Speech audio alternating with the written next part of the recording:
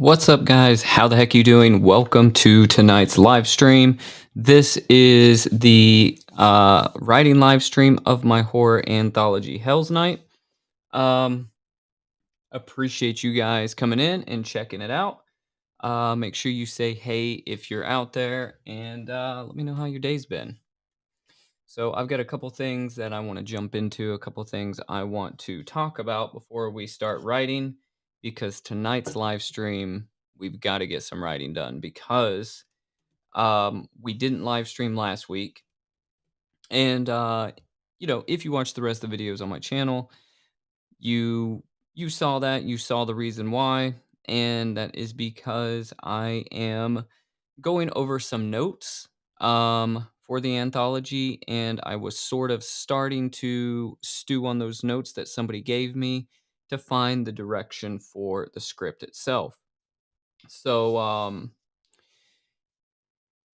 I have thought about it, and I have really come to terms with where we're taking this, because there is a couple different reasons for why, I needed to think about it. Because, with a horror anthology, we needed to incorporate some other stories. And the other stories, um, I tried to reach out to some other writers, or I have been reaching out to other writers, should I say, and seeing if they wanted to incorporate their scripts into Hell's Night. And I found, a couple people that are interested. And I found one guy named John, and he is, going to put his story in the horror or the Hell's Night horror anthology.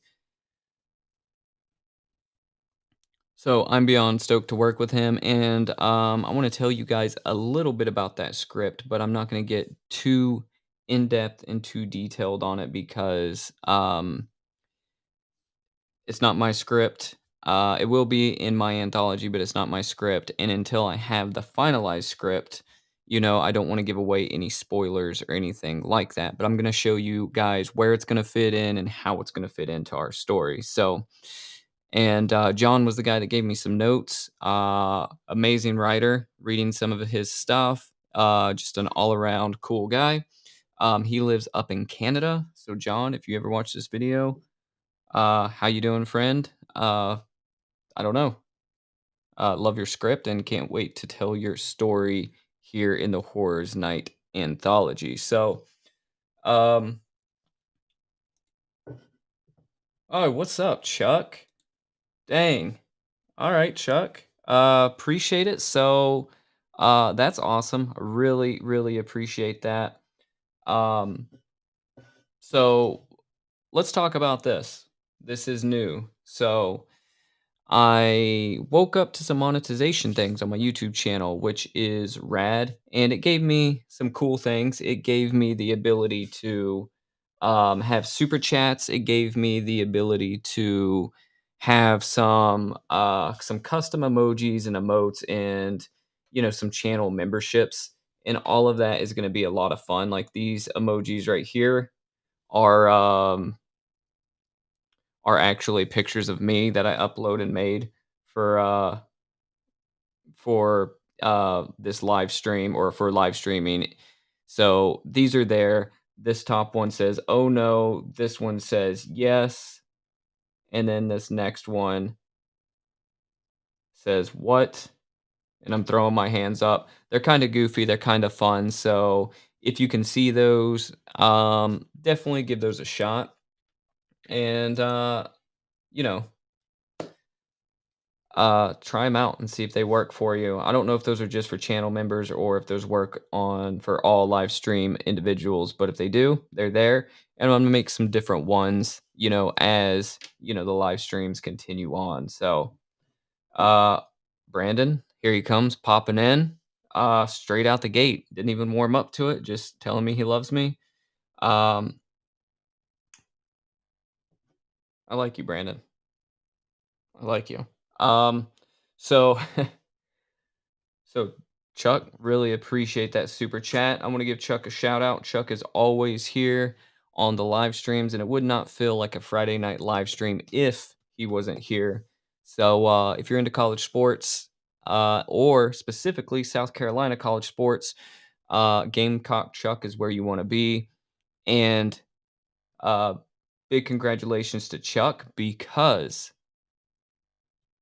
Chuck just surpassed the 500 subscriber mark on his channel, which is huge. So if you're doing YouTube, you know how hard it is to gain, subscribers, how hard it is to get to that 500 mark, and um, how hard it is to get to that 1,000. So I would definitely, if you're here, congrats, Chuck, on that.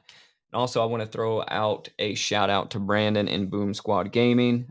Brandon Pope down there, he's doing his thing with his counterpart, Stephen Craig. These guys are out there doing some awesome gaming content over on Twitch. So you can just check out his channel if you're into gaming, and then you can just follow him from there. They got some cool new merch out. They've got some cool new videos out. They're doing all the new COD stuff, doing the Star Wars stuff, the Texas Chainsaw Massacre, all kinds of stuff. And yeah, he just started uploading to YouTube. So really proud of him.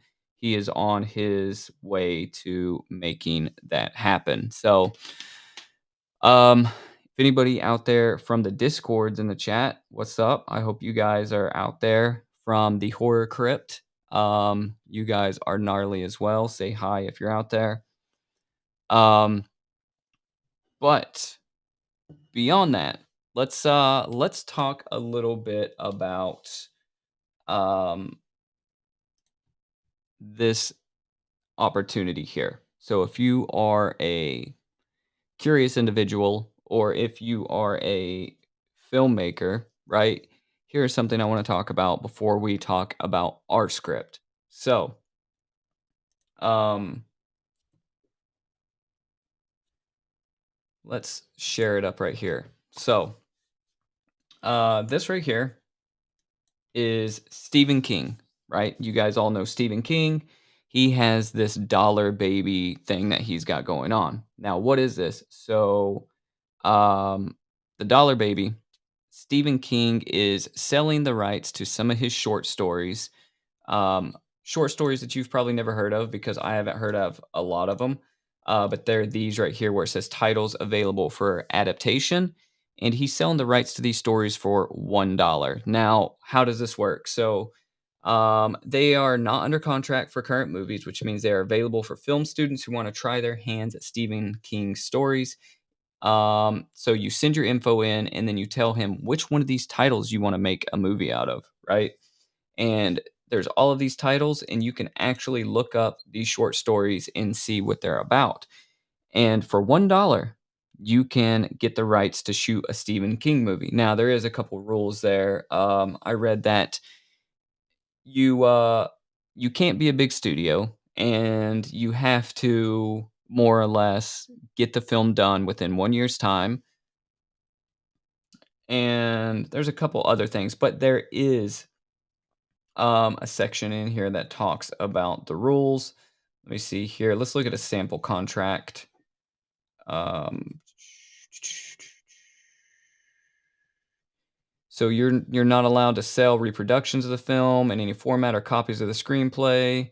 You grant Stephen King non-exclusive license to all original content, and you send a DVD copy into him. So essentially, there has been a case where somebody has done something like this and Stephen King has liked it, and that person has gone on to be successful. So, I would highly recommend this if you're a film student or an indie filmmaker. It is something I would be doing for sure if I didn't have this Hell's Night anthology pulling me in so many directions. So I don't know, maybe next year I'll look this up because having the chance to film a Stephen King story is major, you know.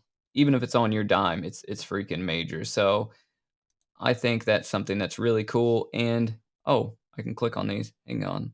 There was one that I looked at that was really, really cool. Where is it? Something about flowers.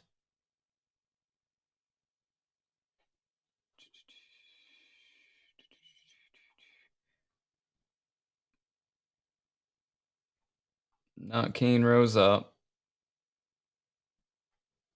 Man Who Loved Flowers. Jeez, I passed it like 3 times. So this one would be cool to, actually to film. And let me, throw this in there because the synopsis isn't on his website, but you can Google the synopsis of each story, and Wikipedia is gonna come in clutch, and they're gonna tell you what it's about. So, um, let's see. It's about a guy who lives in New York City who, he's a serial killer, and he killed his girlfriend or his lover like years and years ago, and he's going to get flowers and he's delivering them to different women in the city because he is mentally unstable and he's seeing his lover as these other people and he's bludgeoning them to death. So, more or less, um, it was written in 1977 or published in 1977 in Gallery Magazine.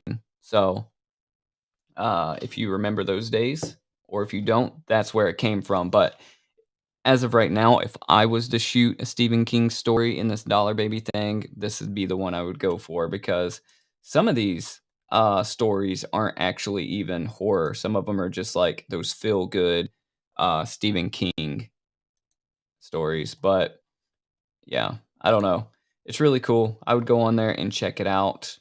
Uh, here's the form. Several weeks before you receive a contract, your patience is appreciated. Basically, contact them, they send you a contract, you fill out the contract, and that's it, and then they give you the go ahead to film one of his stories. So, pretty awesome. All right, so, um, let me bring something up here because if you've been following the script, I want to tell you about some of the notes that I got back from my buddy John, and I want to tell you guys a little bit about uh let me see some of his ideas. Here we go. So, I'm not going to bring these up on screen just out of respect for him, really there's nothing here other than just some of his notes and ideas surrounding the script. I sent him the script and we were talking and we more or less were talking about how are we going to introduce each story, is what I was asking him. I said, "Hey, I'm a little stuck in certain parts because I'm getting to the point where I need to start introducing the other stories." He has this killer story called Timmy Does Magic, and it's about this kid who does magic, um, and he is sort of this diabolical preteen. So this babysitter shows up at his house to babysit for the night, and he starts doing all of these sadistic magic tricks, right? And, now how this fits in our story is, one, we're gonna introduce that story by our characters finding an item from the Timmy Does Magic story, right? So they're gonna find, like, his cape, or they're gonna find this rudimentary cardboard coffin that this kid has made. That's how creepy this kid is. He has this rudimentary cardboard coffin in his bedroom that the babysitter discovers. Timmy throws stuff in the cardboard coffin or the cardboard box, and stuff just disappears. So you can see sort of where this is going. It's a gnarly story, and so we're going to introduce some of those items here in the Hell's Night anthology, and that is going to introduce the Timmy Does Magic story. So now, when we talk about structurally the Hell's Night story, um, we need to think about how this is going to play out for our characters, right? So you guys remember we have Sarah, we have David, and they eventually need to find out that they're dead. Um, so we need them to figure out how do they find out that they're dead. And the way that they're going to do that is Haran is going to reveal it to them. So how is he going to reveal it? Not just through these tales of these other stories like Timmy Does Magic, but he's going to actually come out and say, "Hey, you know, I'm going to make a deal with you guys. You have the chance for one of you. You're basically dead. He's going to reveal that to them, but he's going to make a deal and he's going to say, "Hey, I'm giving you the opportunity for one of you to stay alive and one of you come with me." And then you're going to see, okay, well, which character is going to stay alive and which character is going to uh, go with Haran. So when we look further into this, I think that the best way to do this is we are going to make each story included in the anthology have some sort of, I don't want to say like a moral to the story, but there needs to be some sort of, Haran needs to have some sort of message, right? He needs to be teaching the couple something. So whether we're talking about, one of the seven deadly sins, um, the couple needs to have committed one of those seven deadly sins, and that is revealed in their flashbacks. And instead of having the couple just be dead, I think they need to be dead, but I think maybe the couple needs to have killed one another. That is something me and John were talking about. Like maybe David killed Sarah or Sarah killed David for whatever reason, but why did she kill him? They don't remember currently beginning of the Hell's Night story, but it's revealed at some point that he's like, maybe she killed him for whatever reason, right? We can come up with that. We can spitball some ideas, but I think that's what it needs to be. So we can either have like, as me and John were talking about, there's the revenge story, suspicion between the couple, right? So we could go the revenge route, sacrifice route. Haran offers a choice. One can be saved and one can have the chance to live again. The loser must face their fate. With Haran, redemption. Uh, the couple must decide who lives and who dies. Is revealed what actually killed them. Did one murder the other? One goes down to the basement to be ferried to hell, or maybe they trick Haran somehow. Um, so that is another take on the story. Let me see here. What else do we have in these notes? Um, I really need to pay more attention to one of the protagonists. So that's a good point. I really need to find out if we're going to follow David or we're going to follow Sarah, and pay more attention to their character arc, and have them be the one that sort of like starts finding things out. Um, so let me see here.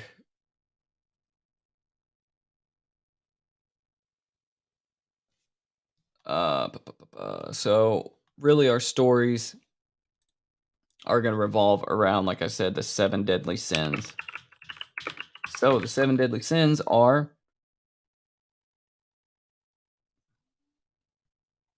let me tell you, lust, gluttony, greed, sloth, wrath, pride. Is that it? That's one, two, three, four, five, six, seven. Yeah. So, um, sloth would not be what we want to go with. Let me see. Becoming indifferent to their duties and obligations, ceasing to utilize the seven gifts of grace given by the Holy Spirit. Disregard may lead to the slowing of spiritual progress towards eternal life. Greed. We all know what greed is. Greed, it would be a good one. Gluttony, overindulgence of anything to the point of waste. Lust. Um, it could also mean it doesn't only mean sexual acts. It could also mean forms of unbridled desire, such as for money or power. That would be a good one. Envy, insatiable desire like greed and lust can be described as a sad or resentful towards the traits of possession of someone else. Pride, original and worst of seven deadly sins in almost every list, the most demonic. It is also thought to be the source of other capital sin. Pride is the opposite of humility. Let me see. Yeah. So, seven deadly sins. What do you guys think about the seven deadly sins? Good idea? Or I think that The couple needs to have committed one of these sins, right? We need to initially like the couple, which we're starting to do, and we're starting to get comfortable with their characters, but we need their arc to we need to be okay with killing them off, right? And we need to be okay with killing them off because, you know, one of them ultimately is not going to be around at the end of the story. So, um, I would uh, I would argue that the wraparound story, we need to commit one of the 7 deadly sins, the couple does, and then, the 3 other stories, right? So, like, Timmy Does Magic is gonna be most likely about greed. So when the babysitter shows up to the house to babysit the little kid, she's trying to get her a little bit of extra stuff, right? So she's trying to, like, pocket some valuables or steal some money from the family, and, so that's why she ultimately is gonna meet her demise, right? Um, the same with David and Sarah. We just gotta find out what sin are they committing. So, of course, lust is the easy one, adultery is the easy one to go to, and I feel like that's been done time and time again. I don't wanna jump into something that's gonna be so cliche and something so easy. So I think of maybe a good revenge tale, um, of maybe gluttony or maybe even of envy would be great. So I need to spin my wheels on that piece. And then the other two stories that we feature are going to be stories of, you know, seven deadly sins. So Haran will basically tell them these stories in hopes that they're going to end up coming together because he's going to give them the choice. Like, David, now that you know your wrongdoings, or Sarah, now that you know your wrongdoings, I'm giving you the opportunity to make things right. Will you sacrifice yourself to save, your partner? And then this is going to be a point of contention for her. She's either going to be like, hell no, or she's going to be like, of course, uh, it was never a choice. I would have done it in a heartbeat then, and I'll do it now. And then, you know, uh, that's what it is.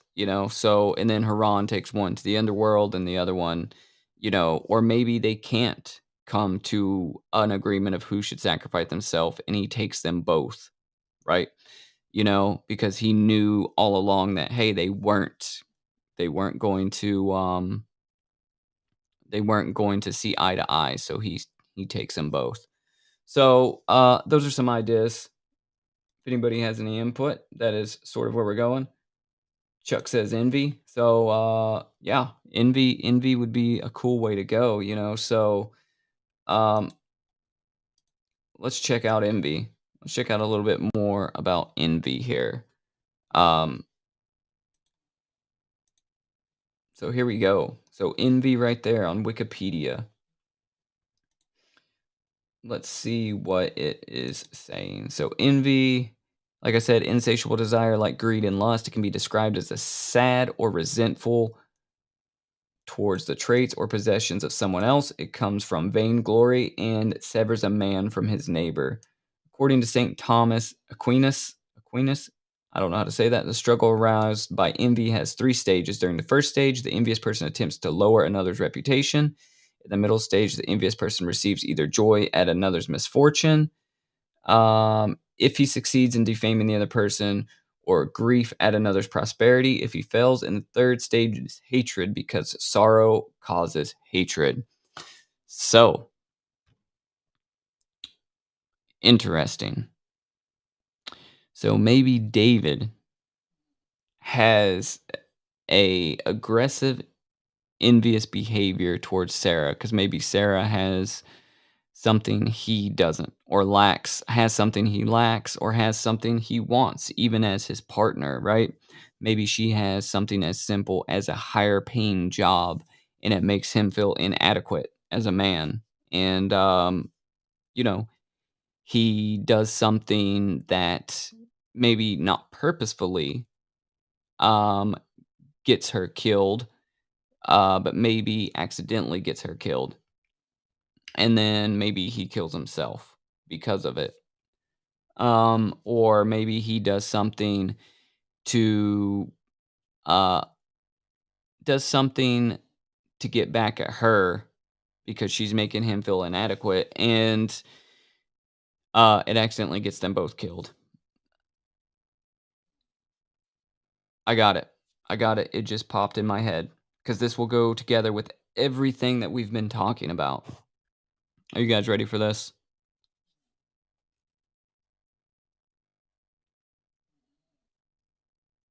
So I like that idea, Chuck. Um, so that is a good way to bring it up, right? Good way to bring it up to Haran. So when we're talking about how did they die, right? So I like what you said here. So when we talk about how did they die, let's talk about the same thing, right? So I think that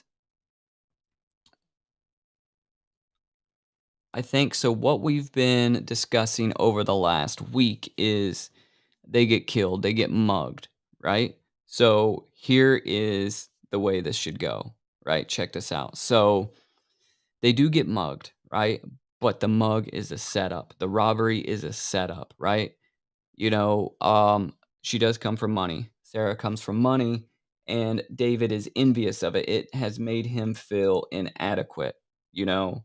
Um, so he has hired a hitman. He said, "You know what? I'm tired of her making me feel this way. It's time to get rid of her." You know, and the hitman, right? It goes sour. So he's supposed to show up.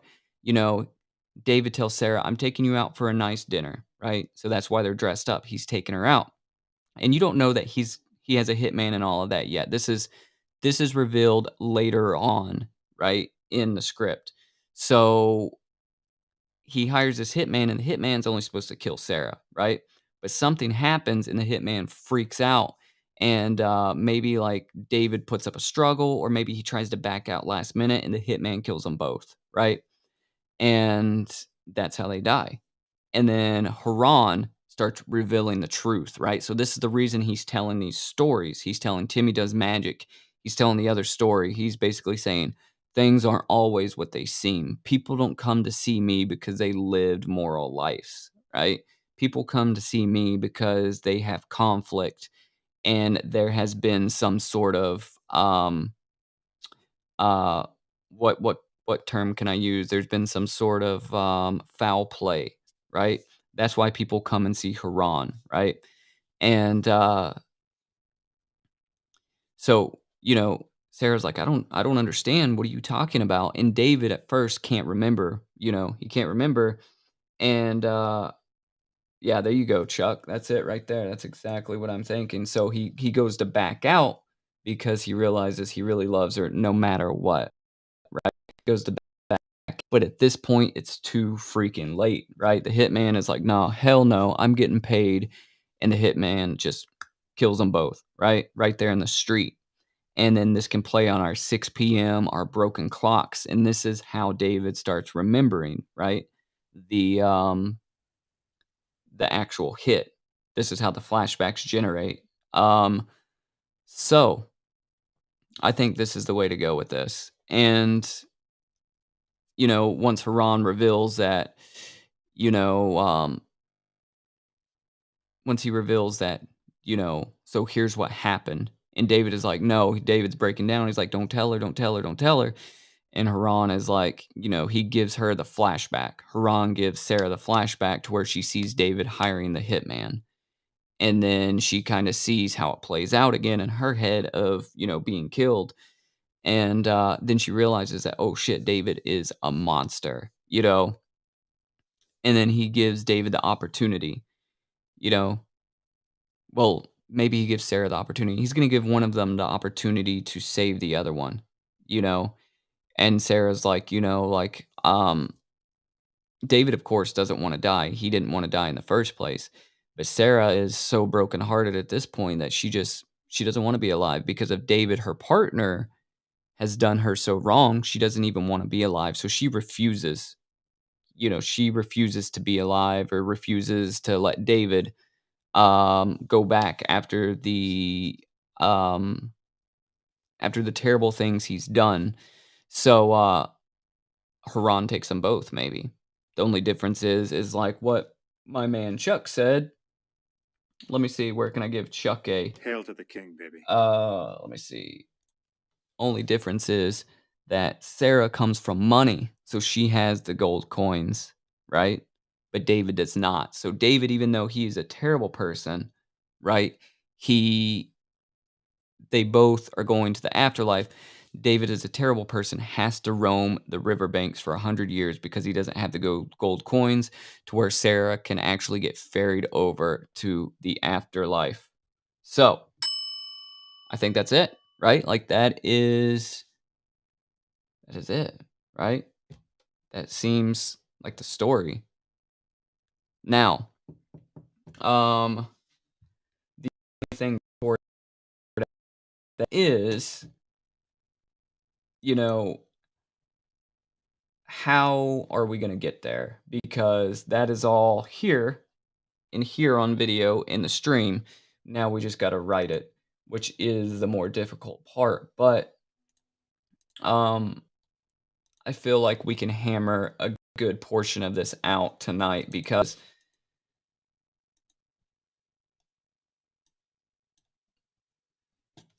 or we need to hammer a good portion of this out tonight because I need to get that other script from my buddy, John, and I need to start incorporating his story in, as well as we need to um, start rolling on this because I will be out of town next Friday, so I won't be able to live stream this writing session. So I will have my stuff with me and I will be writing if I have some opportunity while I'm out of town because I know there'll be some time I'm just sitting around. Uh, but um uh but I definitely will have something, major to show you guys in the development of this story.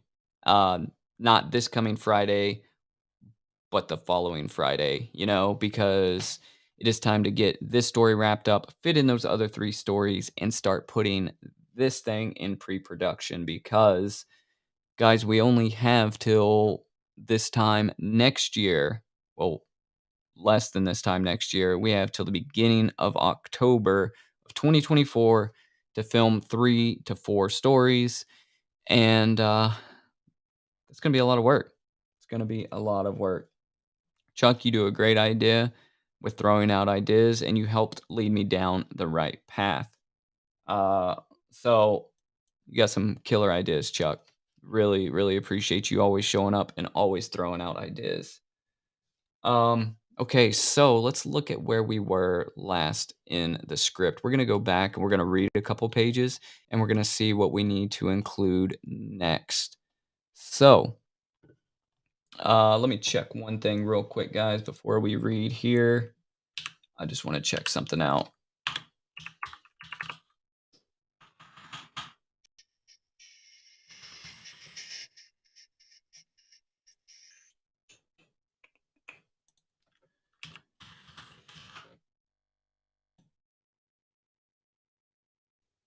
Let me see. Let me see.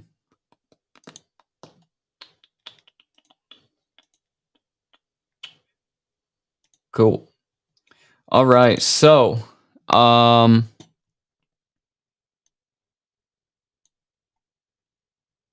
Brandon, you still out there? You still out there, Brandon?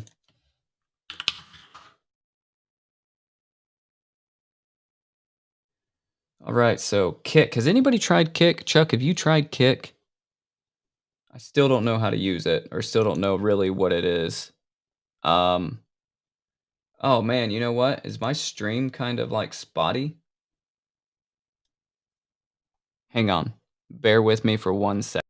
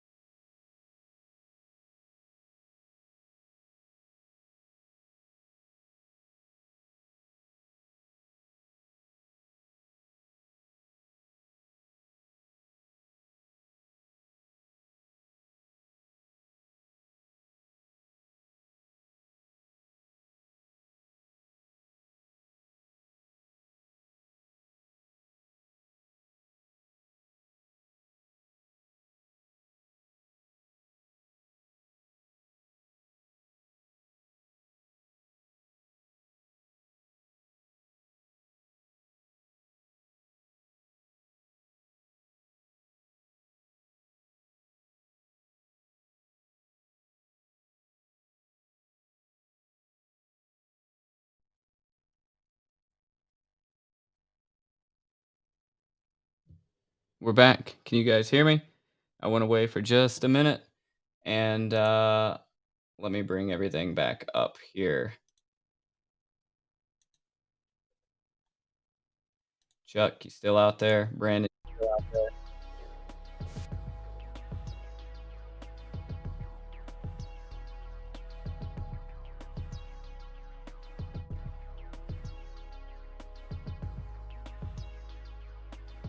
You know what the issue was?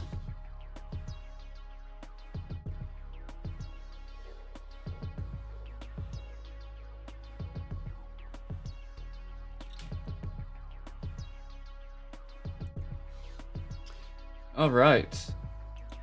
What's up? I'm glad you came over from the horror Discord. So Chuck, what the issue was I noticed that, after, I've been fighting that video quality issue. Um, it's because, I needed to turn off my Wi-Fi and use my Ethernet port, and now the video quality is a little bit better. That's why it was a little spotty before. So we are good now. So let's get going back on this. Let's bring the script back up, and here we go. All right, so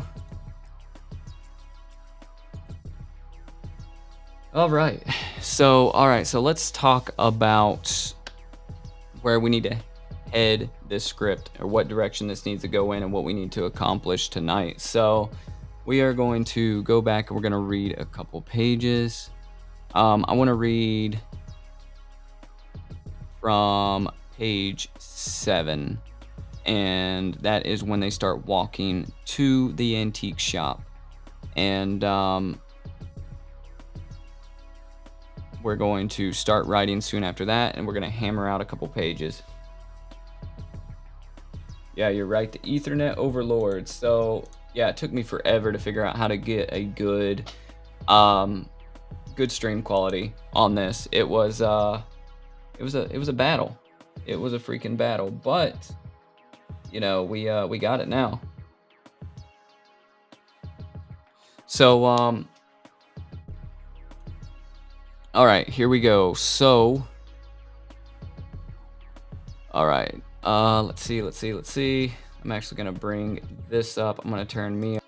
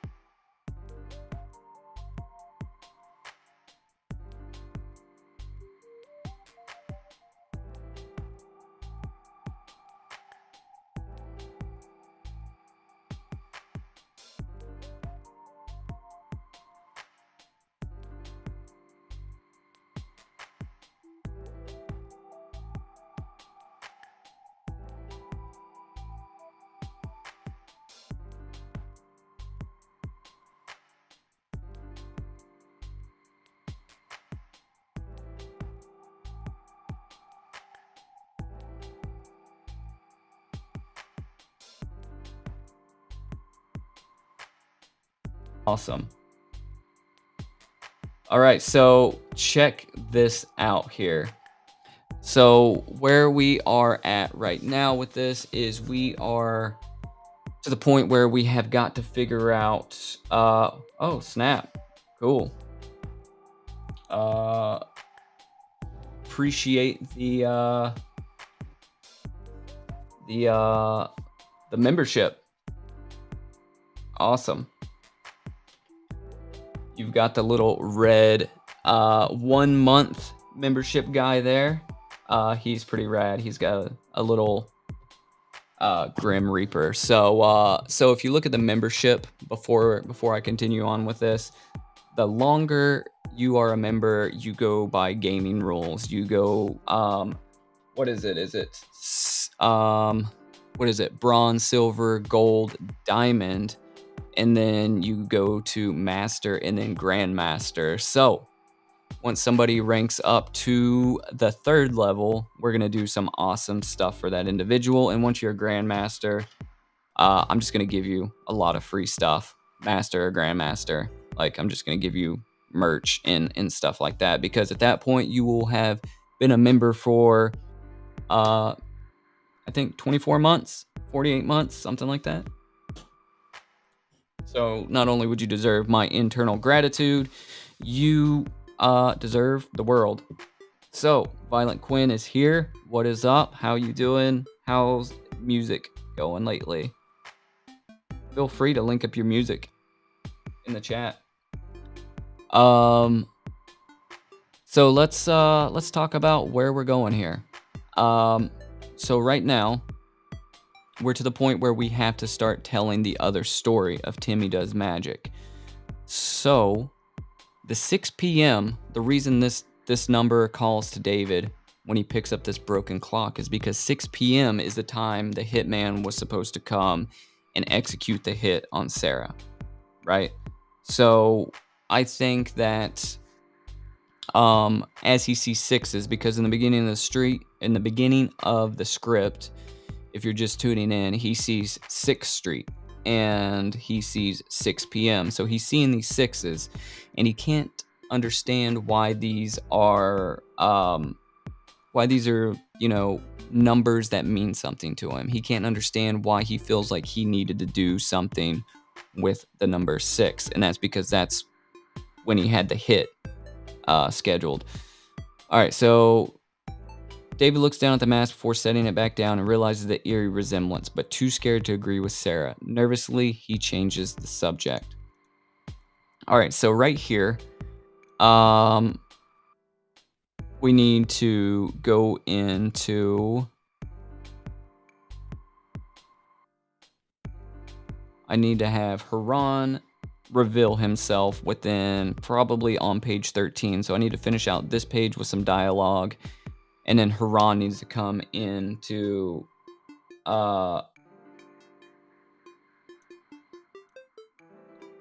so I need to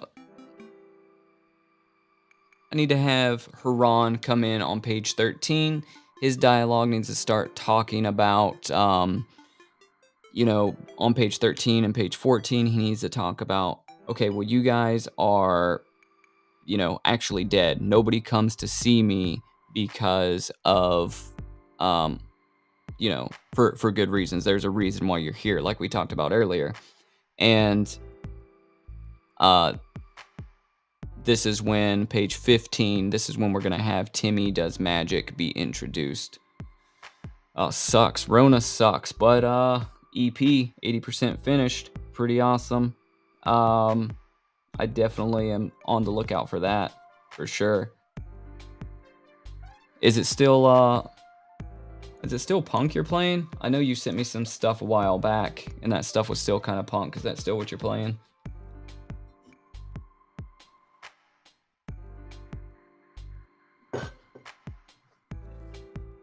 All right, so he nervously changes the subject. Here we go.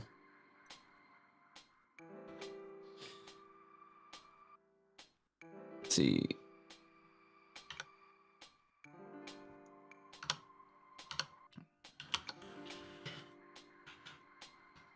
This needs to be an action line.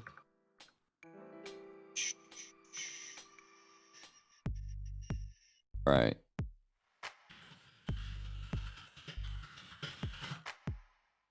Sorry if that tapping is a little extreme for you guys. Sarah walks deeper into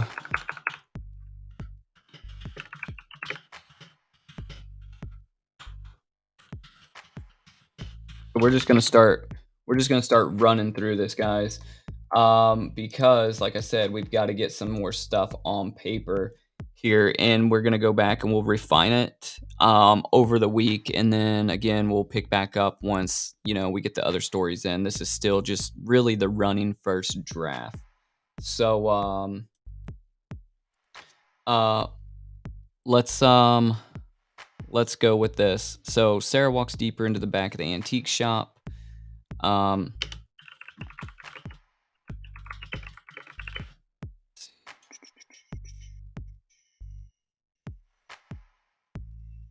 I've already said this actually right here. So let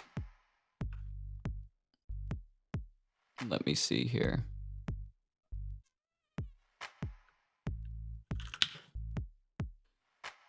Let's see. Let's do this here. Let's give it a scene heading instead. Because I want to have the back room of the antique shop.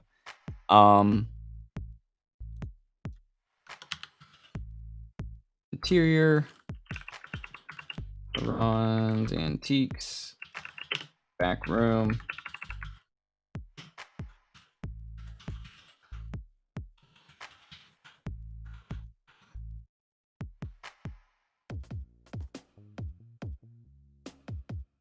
Okay, here we go. Oop.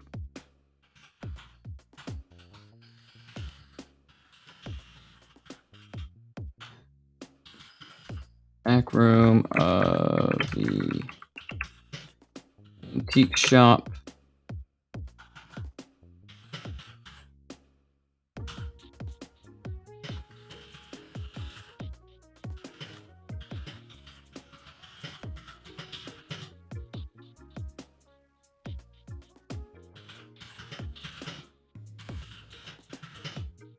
The older and more derelict it becomes. So as she travels deeper into it, the older it gets and the more like abandoned it looks. So seems the room is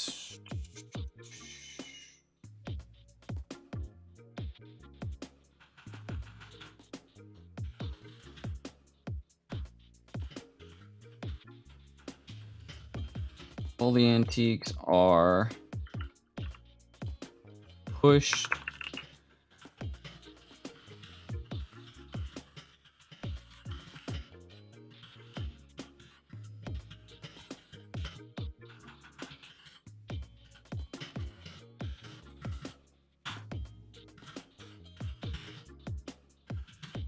I'm gonna go back and I'm gonna clean up some of this. I'm just throwing ideas down right now. So a lot of this will actually be worded a little bit differently in an unnatural way. There is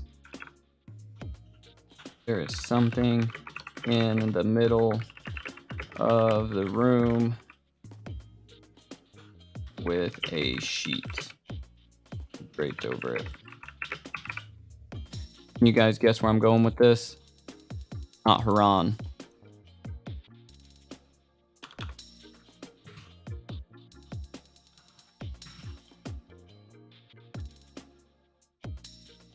Zayitz. Is that how you say your name? Is it Zayitz? What's up, J. Arthur?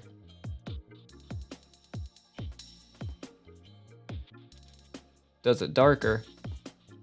Is that something I wrote up there?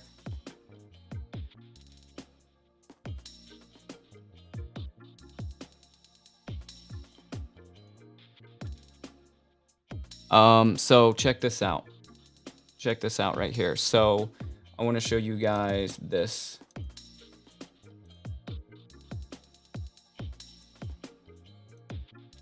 So this is what's in the middle of the room here.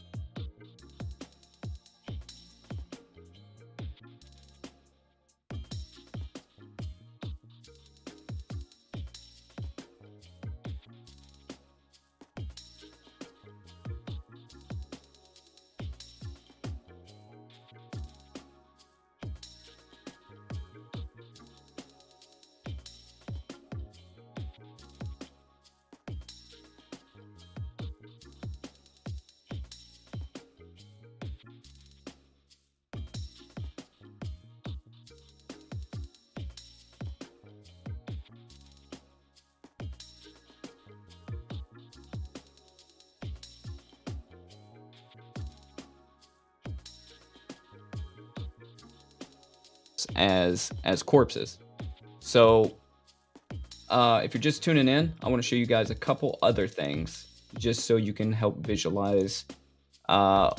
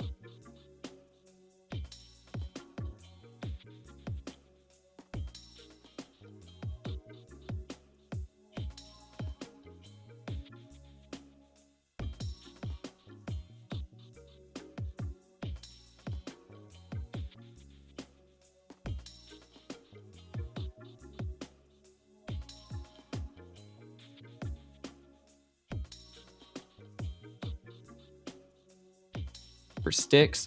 So it is believed that when you die, you meet him, Haran, and you have gold coins. And the gold coins are put in your mouth by your family when you die.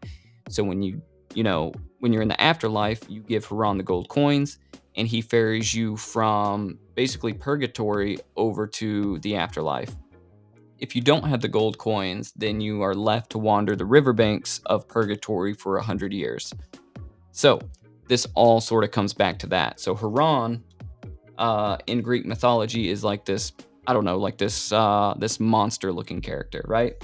So of course, this is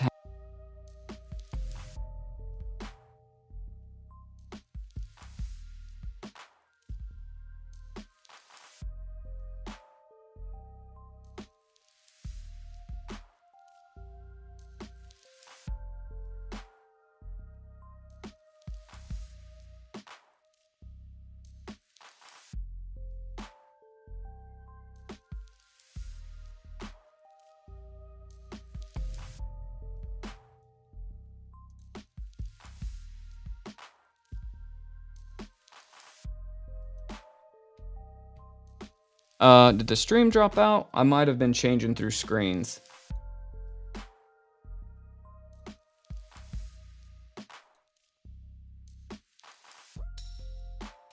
You guys still there?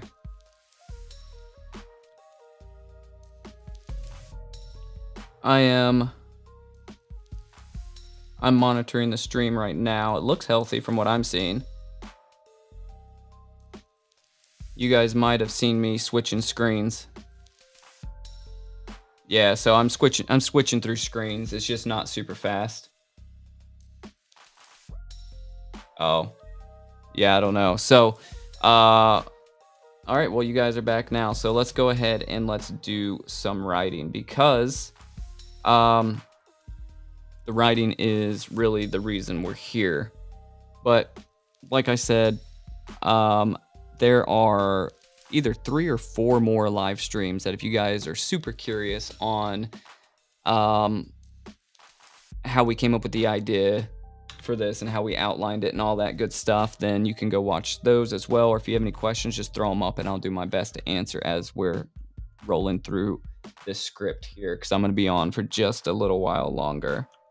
All right, so J. Arthur, where are you from? Did you come over from the Horror Crypt? Did you come over from Twitter? Or are you from YouTube? Just out of curiosity.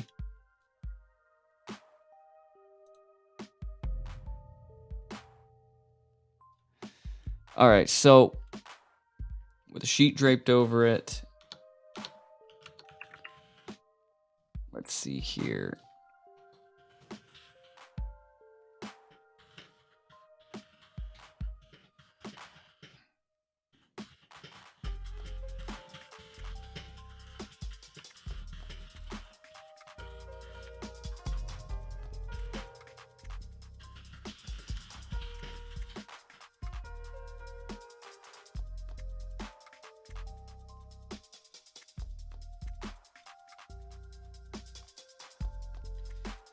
All right.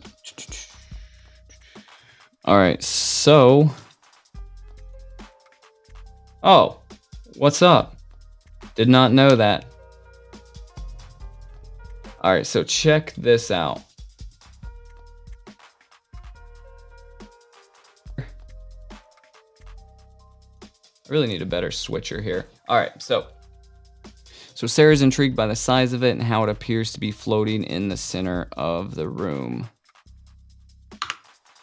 Yeah,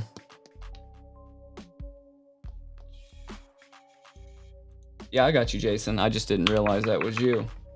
All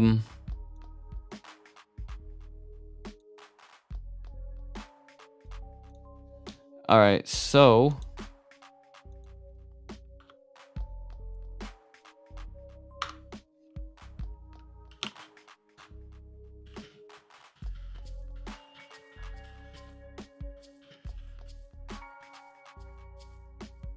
oh man, this keyboard is not the best one to write with.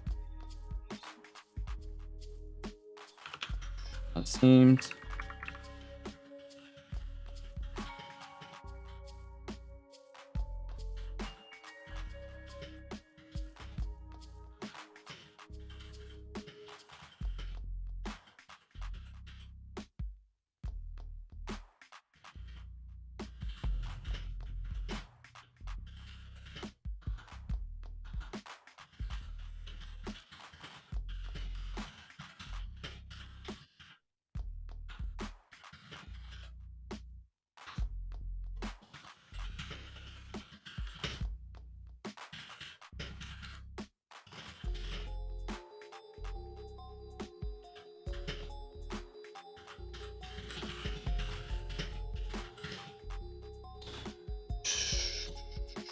So she reaches her hand out to pull the sheet down.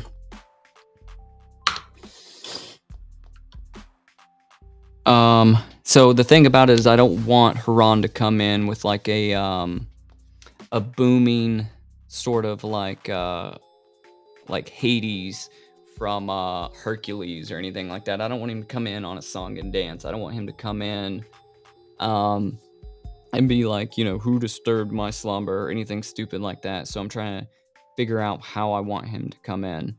I think a jump scare would be a good way, but I don't want it to be like a cat jumping out of a trash can or jumping from behind a dumpster, because this isn't that kind of story. I love those type of jump scares, but this isn't what that is.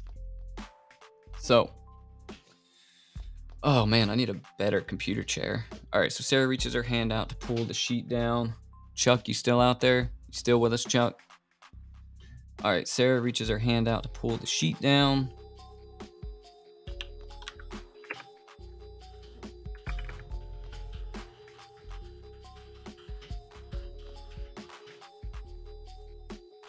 And just as her fingertips touch it,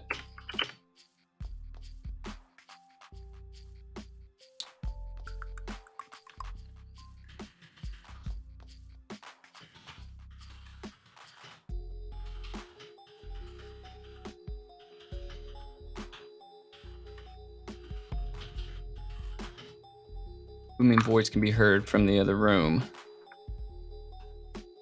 So,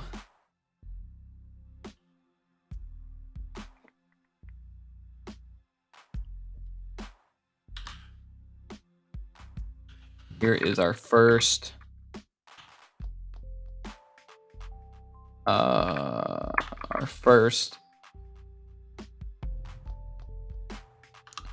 so Haran off screen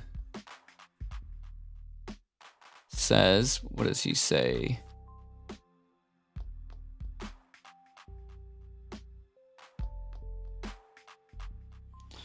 I want him to say something like he can sense she's about to touch the mirror. From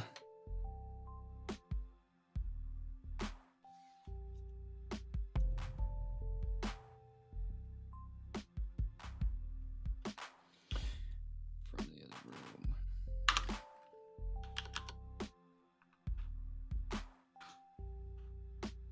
Let's see.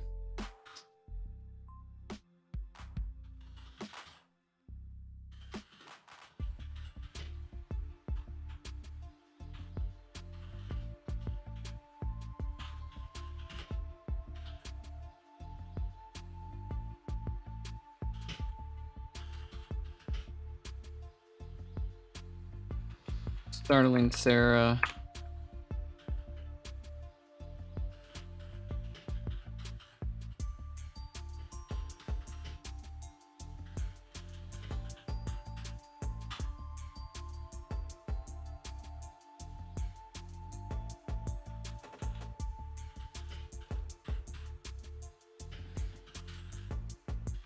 That'd be crazy if Ron was under the sheet. He's just like hiding under the sheet. I mean, that'd be creepy as shit, but. All right, so, and just as her fingertips touch it, a booming voice can be heard from the other room. No. No, that's not what I want. She needs to hear David.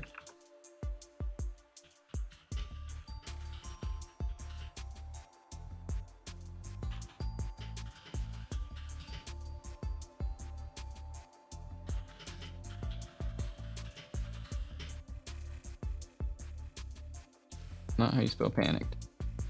Voice.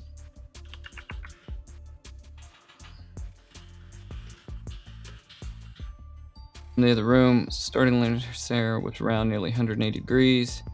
David.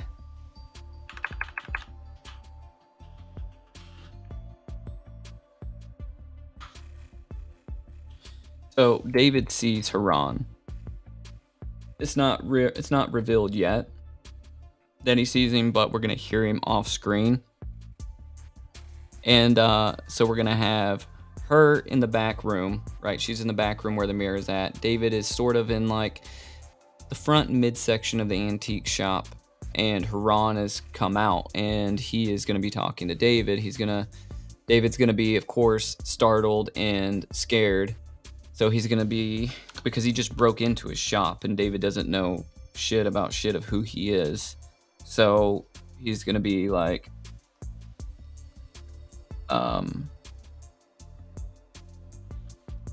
what is the right parenthetical here? Frightened.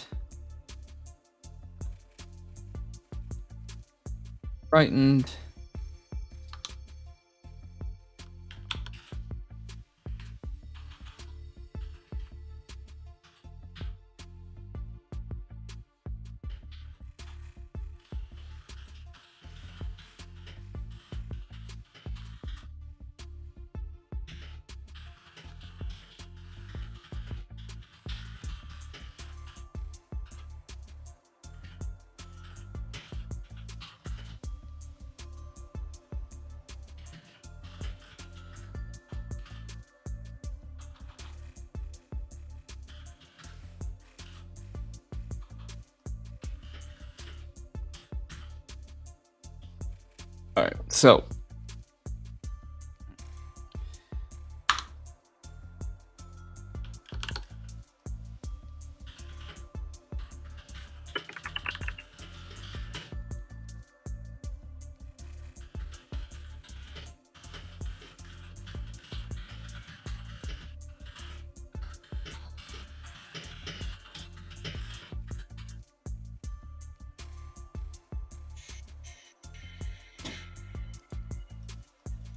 sure not to make a sound.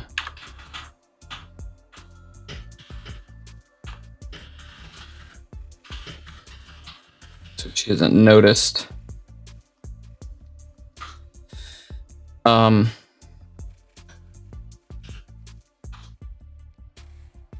David, he is still off screen.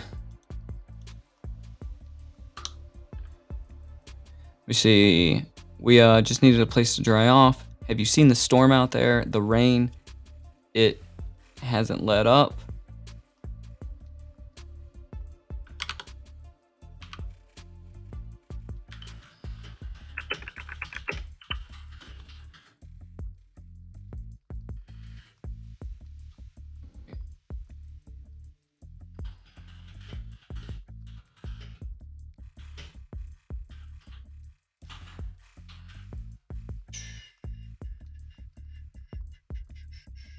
Let me see.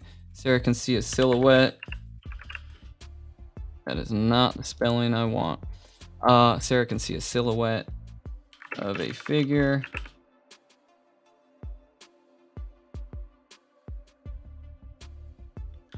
Moving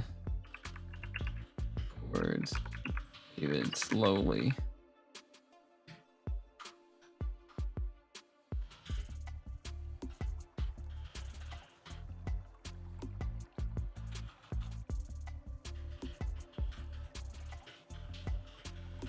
My wife, she's hurt and cold. She just needed a place to dry off.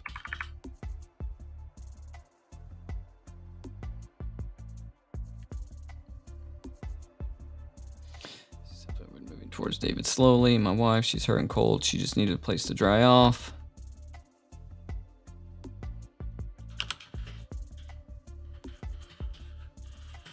Why am I struggling to spell silhouette? Okay. The silhouette stops in his tracks and looks towards the back room.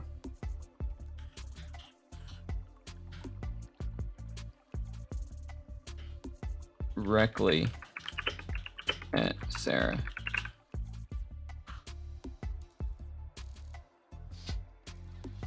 All right, so let's see.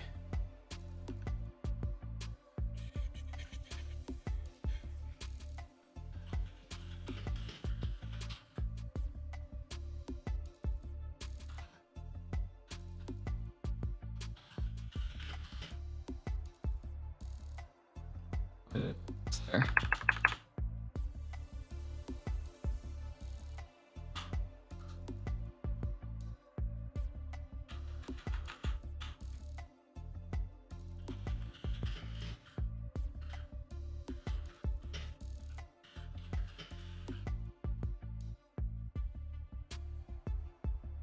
She's peeking around. I want her sort of looking like out like this, like she's trying to stay concealed and trying to hide. So peeking, she has like one eye, like half her face out is what I'm envisioning. So you can only see like half of her face illuminated, and she's sort of looking around a cabinet, peeking around a large cabinet, entryway, the back room.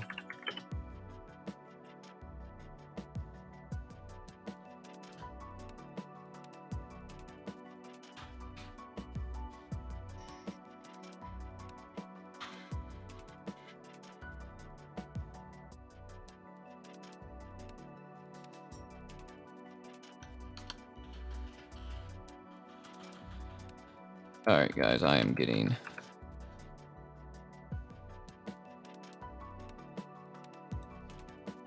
I don't want to hop back to David yet.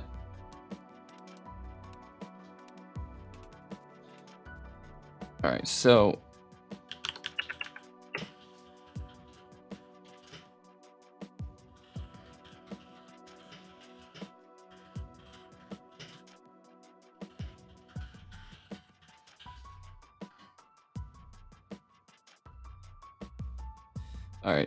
Sarah, speak softly, walking back towards the front room.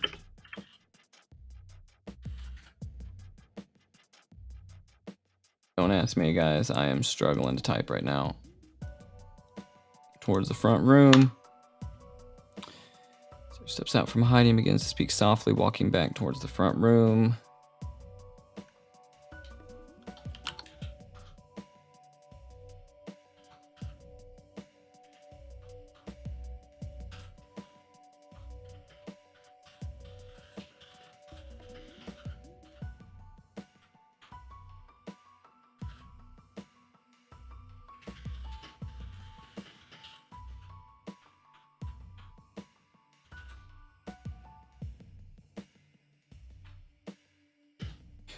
We just need to use a phone to call for a ride, and we will leave.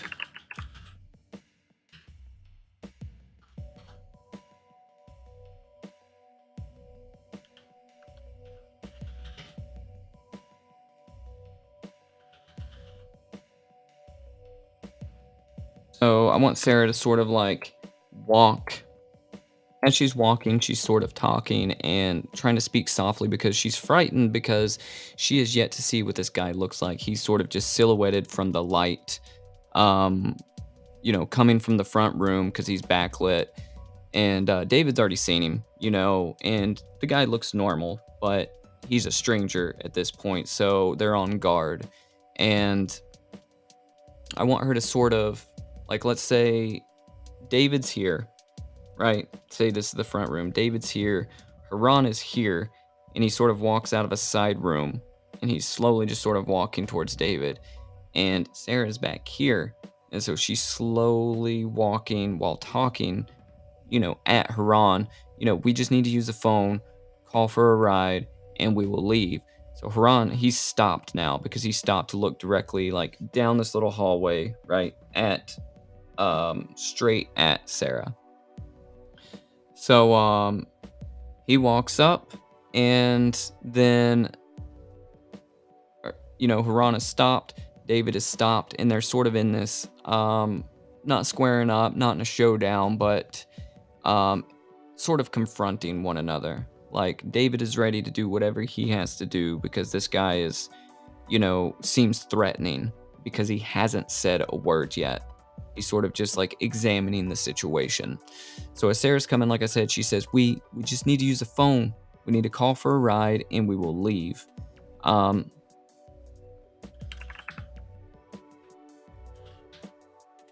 Sarah walks back into the main room of the antique shop.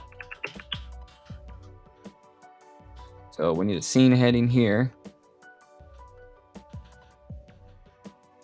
All right, interior. Oh.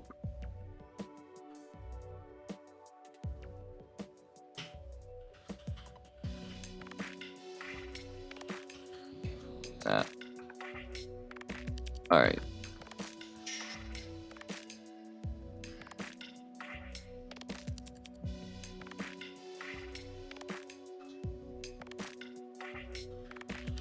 All right.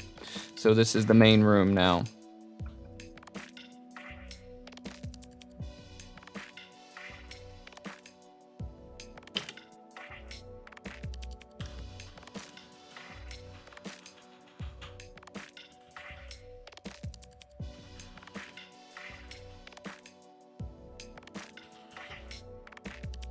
Not the exterior. Perimeter.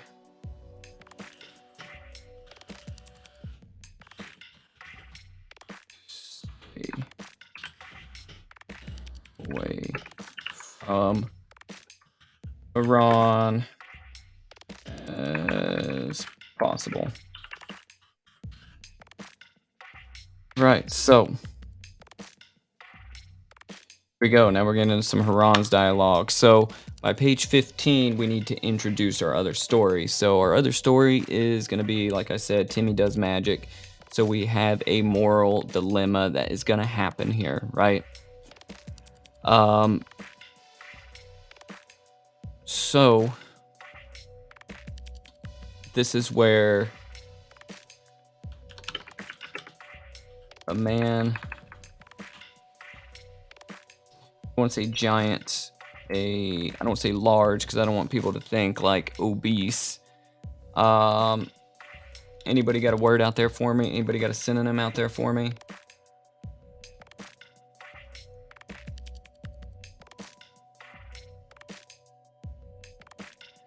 Because we're describing Haran right now, so I'm describing this man right here.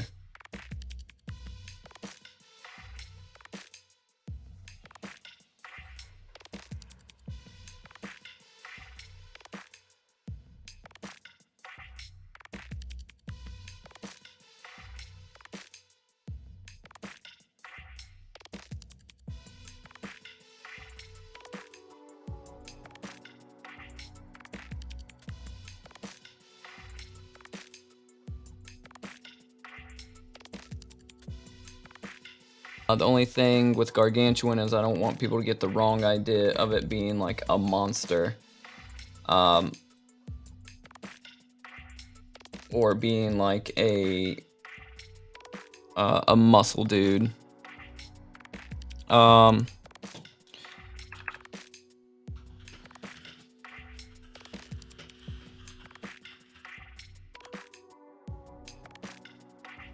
am I in scene? God. Piece of shit. Here we go. All right.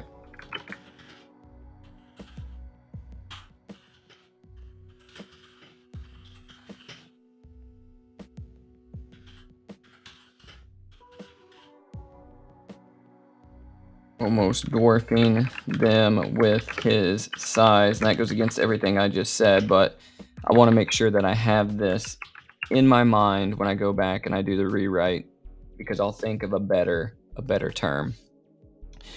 So a man towers over the couple, almost dwarfing them with his size.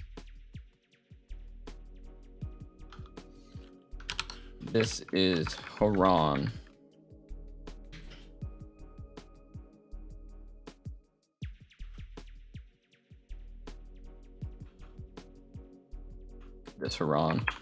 This is Haran. Elderly, but not in. I want him to look elderly, but not in like your grandparent sort of way. I want him to look in more of a, not immortal, in more of a eternal type of way, or more of a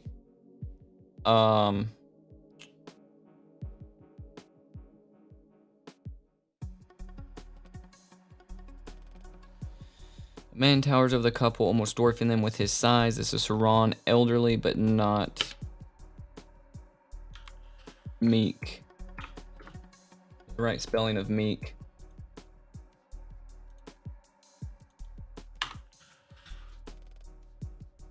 Is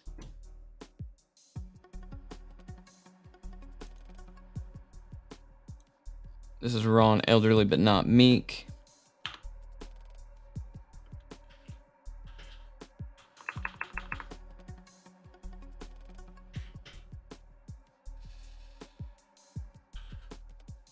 Is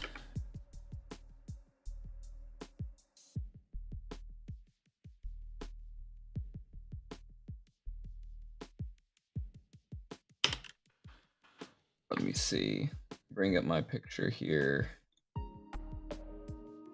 It's helpful to have these visuals. Yeah, it's really helpful to have these.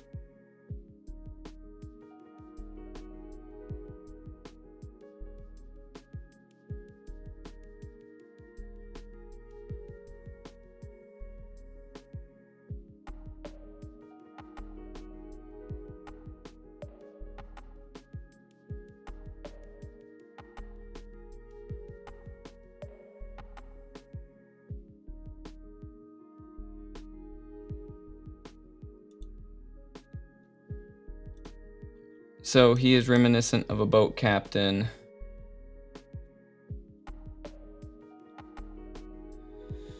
All right, so Sarah walks back into the main room of the antique shop, walking the perimeter of the room to stay as far away from Haran as possible. A man towers over the couple, almost dwarfing them with his size. Let me see.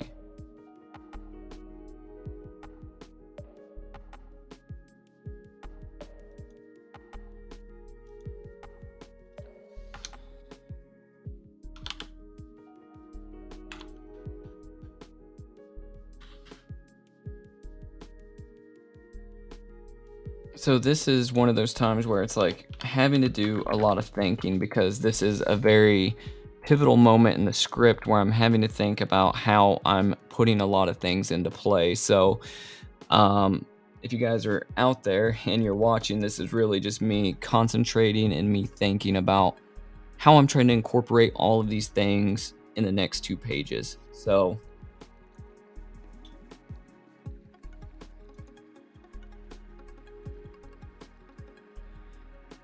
if you get bored, go check out this gnarly poster on my website.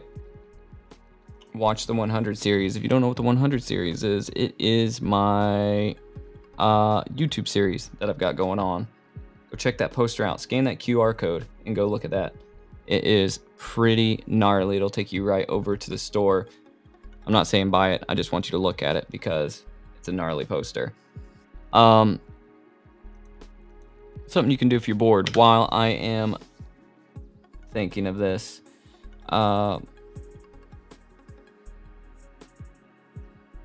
He's reminiscent of a boat captain from... Does this make any sense? It does to me. But does this make any sense to anybody else? reminiscent of a boat captain from another world. So if a boat captain's from another world, are they truly is it truly something that's reminiscent?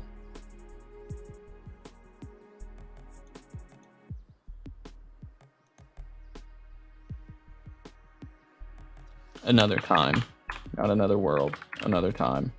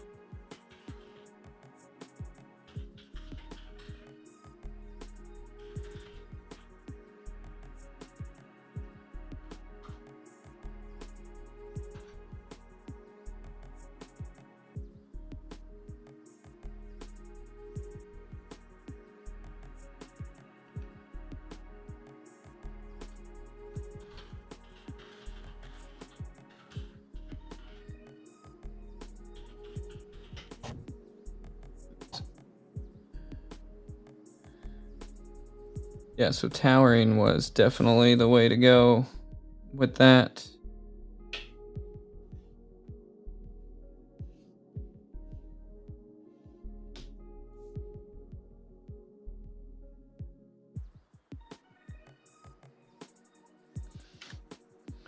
So Ron continues to stare. Ron continues to follow.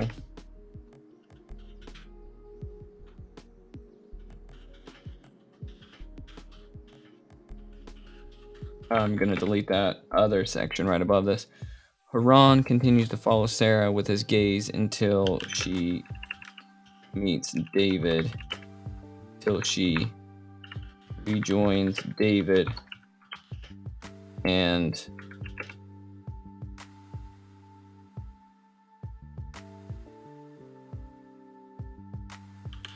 grabs a hold of his arm for security. All right, so get rid of this. So what this is Haran is just watching her as she walks, just sort of tracking her until she regains, standing next to David, rejoins David, grabs onto his arm because she's scared. Let's see here.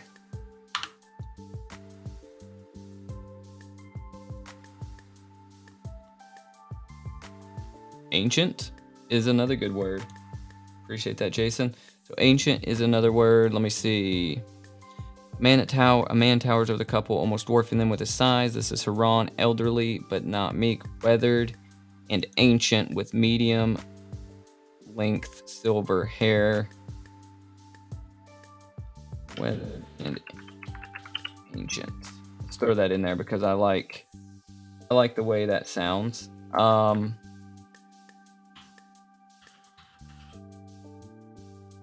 Weathered and ancient in appearance.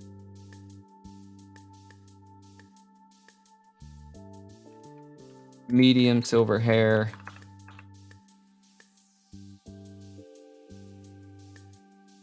Is brushed back. Medium length. Say long silver hair. Long silver hair brushed back against his head.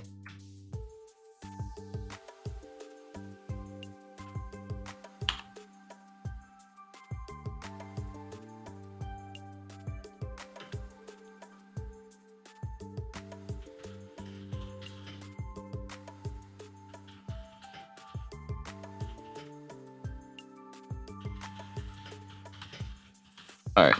So these are just descriptors. I'll come back and I'm going to work on those. I'm just, like I said, I'm trying to get some of this out. Haran continued to follow Sarah with his gaze until she rejoins David and grabs a hold of his arm for security.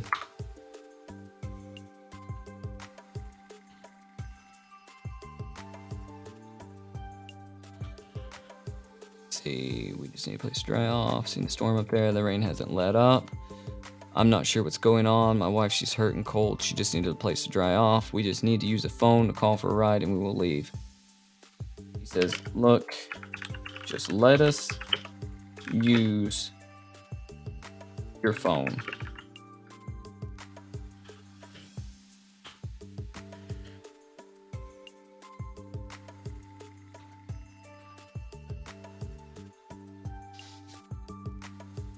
So Haran is going to speak, but Haran is not going to.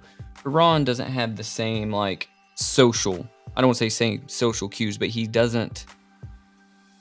He's not there to socialize. He's not there to play games. He's there to do his job, and his job is literally to present these fables, present these stories to these couples, and get them to the afterlife. So, look, just let us use your phone.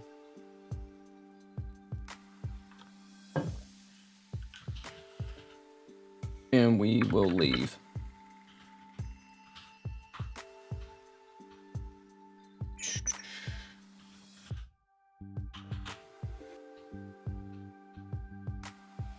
Let me see. Nope. I don't know why it keeps putting that in there.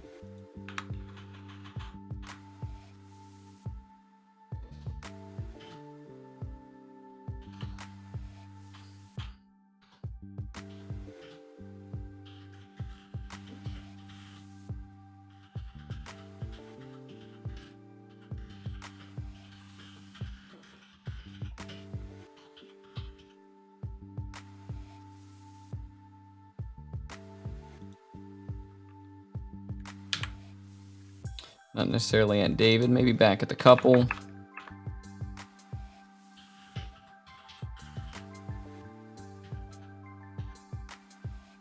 Let's see.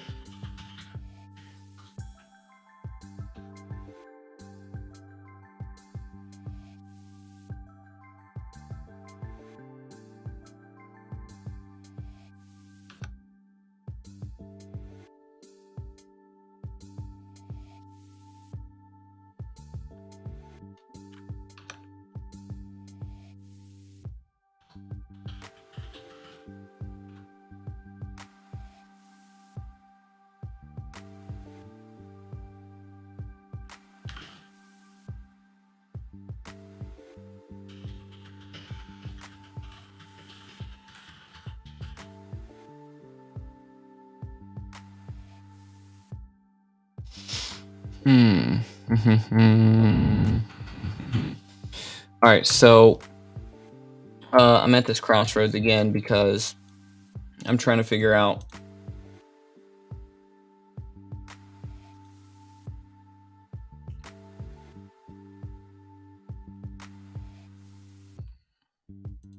I'm trying to figure out where I'm going with this.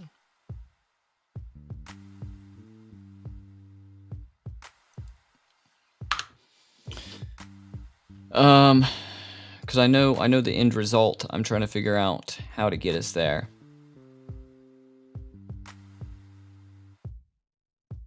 Because I need Haran. Haran is the conversation that I need to think about what he's gonna say.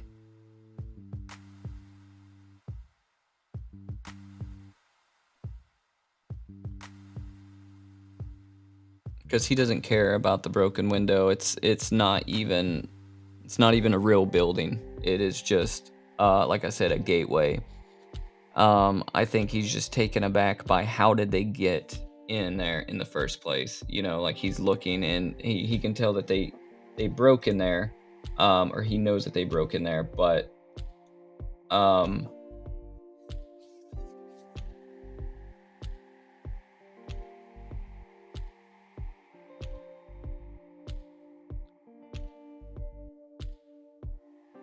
Haran glances at the broken window on his door, then back at the couple. Sarah can sense the growing tension. We will pay for your window. We just have to figure out where we are first. We had to get out of the storm. We had no other option. Here we go.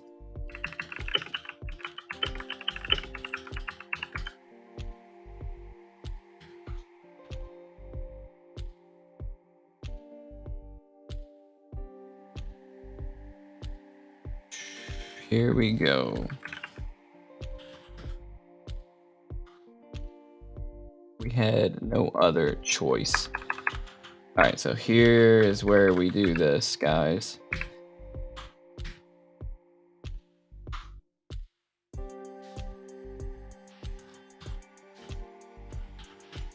No other choice.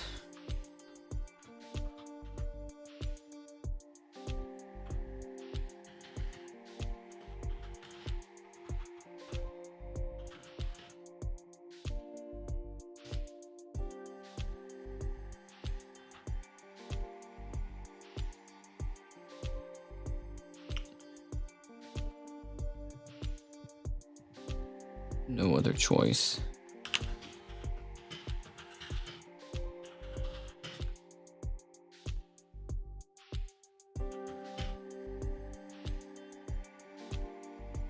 Here.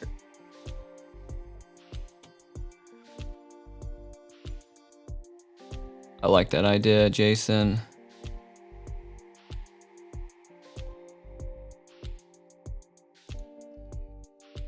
I like that. Yeah, I like that.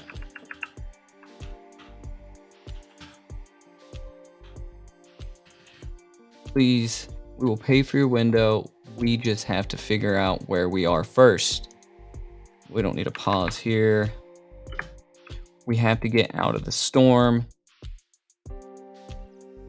Oh, no. No, please, we had no other choice. That's where that needs to go. It doesn't need to go at the beginning. Right? It needs to go here. Please, we had no other choice. No other choice. You had every choice.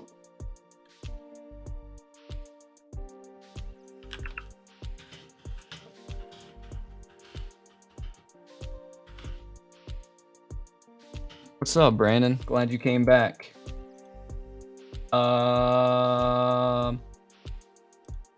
Well, let me see. We have started introducing Haran.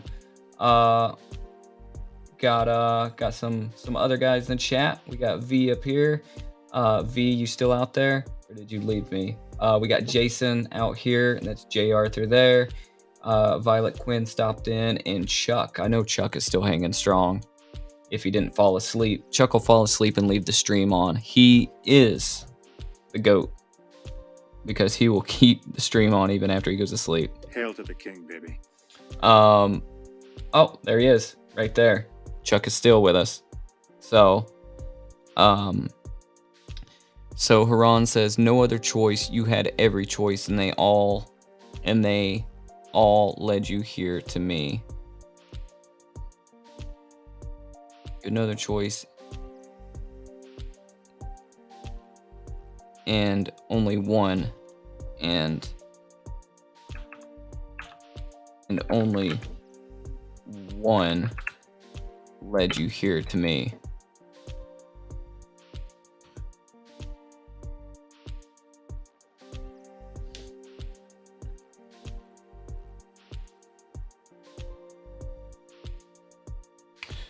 So this is where he's going to start revealing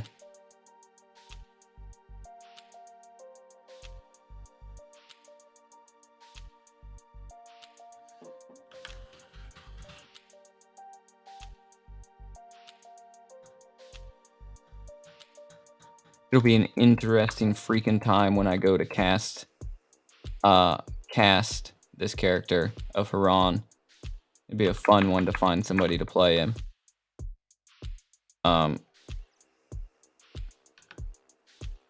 David's gonna start playing tough guy in a minute, and he's gonna get yeah,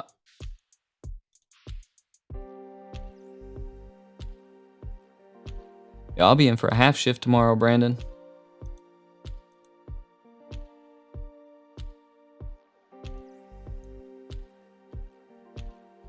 No other choice. You had every choice, and only one of them led you here to me.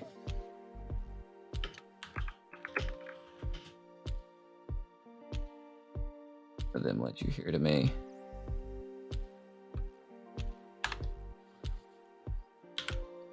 Here to me.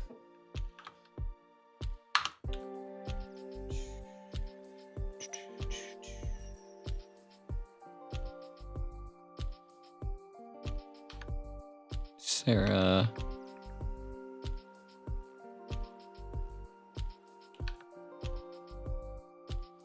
So this is where I think maybe David should try and leave. Like, David can be like, this is bullshit. He doesn't have a phone. David can say this to Sarah. He doesn't have a phone, or he's not going to let us use his phone. This is bullshit. Let's get out of here.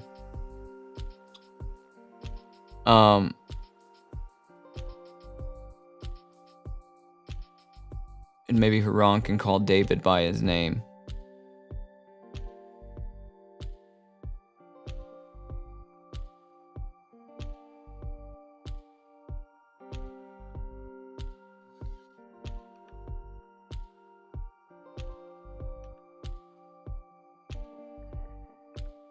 There needs to be more dialogue here. I just got to figure out what it's going to be.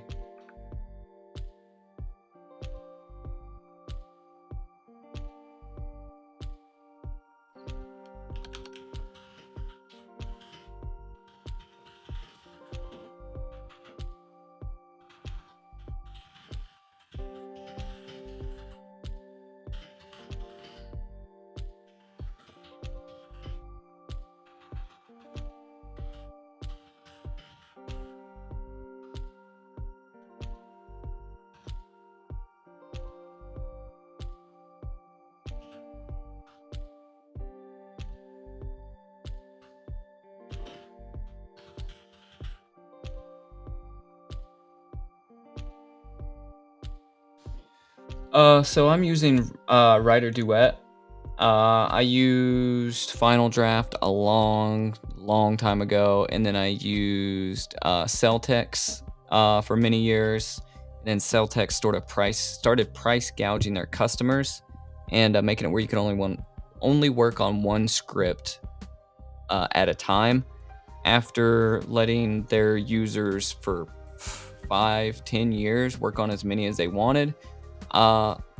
And then, so I was just looking around and I thought, okay, well, I either want to go with Fountain, Highland. Is it Highland? That's John Augustine, the screenwriter's script writing software. Or I found Writer Duet, and I kind of like the layout of this one. I'm getting used to it with the tabbing all over the place. It's kind of a pain in the ass sometimes because I'm used to using another software and knowing how many times I tab to get to the different action or the dialogue or whatever. And then this one is a different amount of tabs. So it's kind of throwing me off. So that's why you see me tabbing all over the place. But yeah, this is Writer Duet. I like it so far. It has, I think it's $12 a month for this one. And, you get all these, pro features, which give you all kinds of stuff like cards and different tools and, like analysis of your script, and you can set writing goals and stuff like that. So a lot of other software has it. I just felt like $12 a month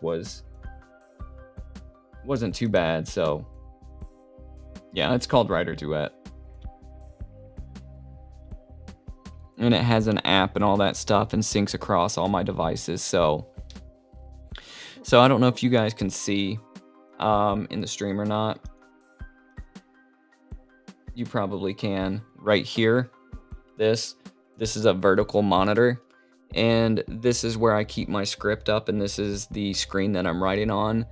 And I posted this in the horror Discord group, but I keep my script up on this monitor basically 24/7, and I like having it vertical like this because it sort of mimics a piece of paper.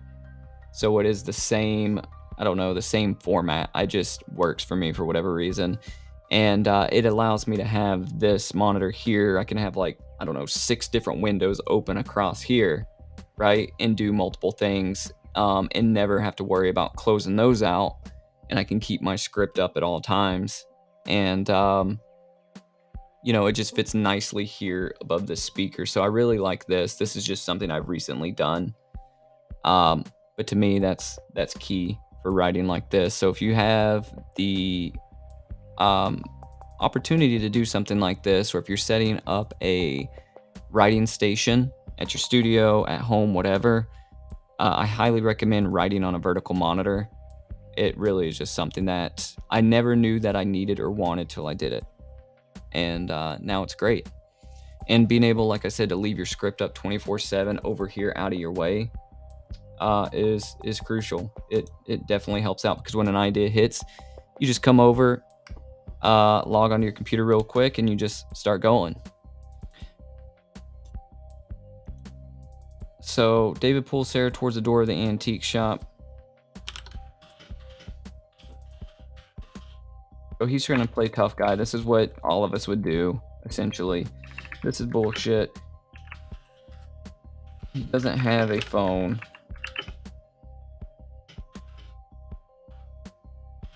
He's a lunatic.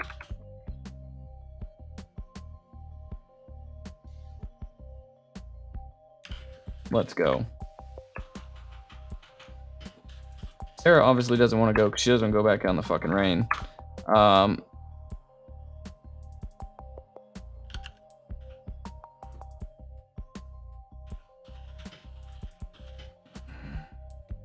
I don't know if I want to use this term. Sarah drags her feet a bit.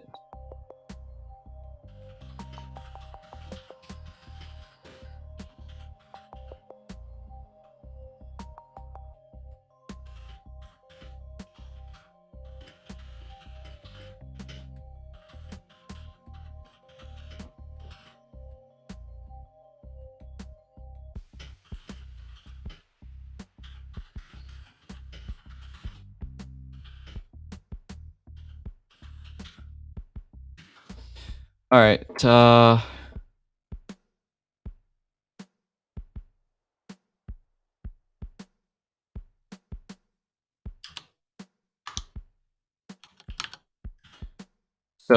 this is where he calls David by his name.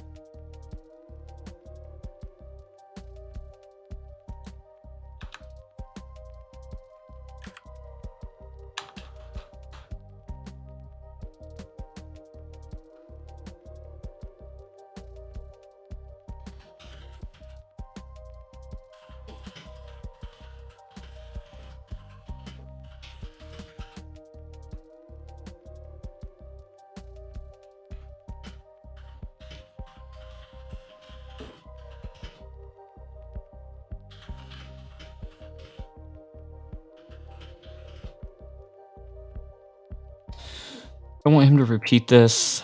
No other choice. You had every choice, and only one of them led you here to me. This sounds too Jigsaw right here.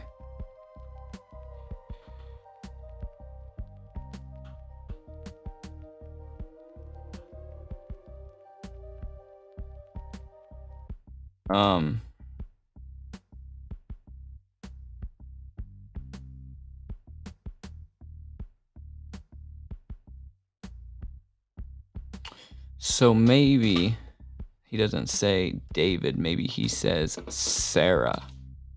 I've got this, guys. I've got this all in my head. It's just working its way out.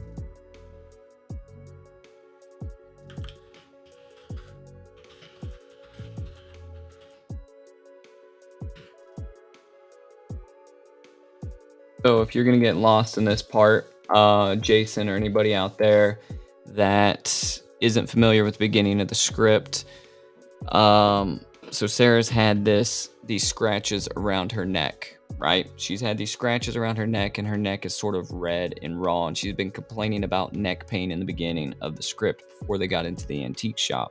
So here, Haran is gonna be like, "I have something of yours." Right, so he reveals that he has an item of hers, and he has a necklace, and this necklace is something that got stolen from her during that that hit, right? So David arranged a hit to get her killed. She doesn't know that. He doesn't remember it because they're dead. But Haran's gonna eventually reveal all that, so he's gonna be like, "I have something of yours." She turns around and he's holding this necklace. So what can the necklace have on it, guys? Does anybody have a cool idea? Because I can sit here and I can come up with something gnarly, but I think it would be cool if somebody came up with a really cool ass idea and I incorporate it in the script. And when you see this movie get made, you'd be like, unless something changes from now until then, you'd be like, I came up with that. So we can throw out the obvious, something corny like a moon, right? Or not corny, but something that's easy to do would be like a moon, right? We can have like an emerald, right? Like maybe like something that really stands out. Something that plays music would be sick. I like that. Do they have necklaces that play music?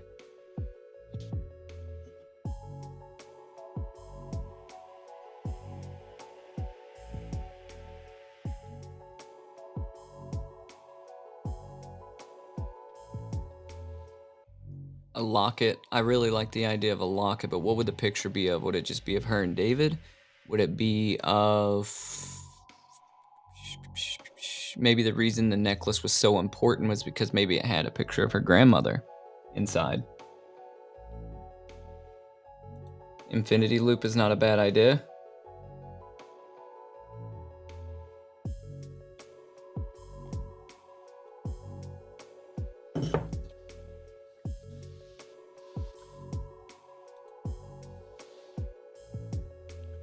Yeah, to signify their love, it could be the infinity loop. Especially since their love. Hey, I'll see you later, V. I appreciate you stopping by. And yeah, I will see you on the Discord. Glad you came by. And I don't know. Have a good week, man. I'll talk to you later. Family crest could be cool.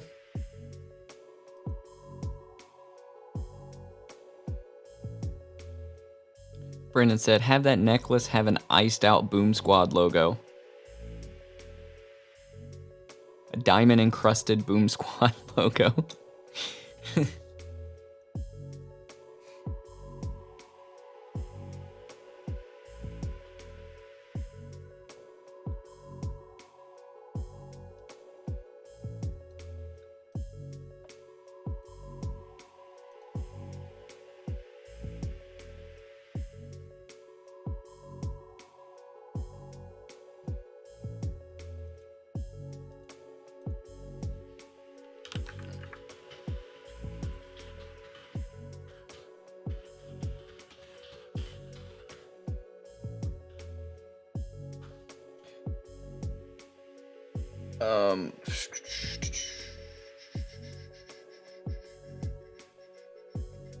Why did that go on there twice?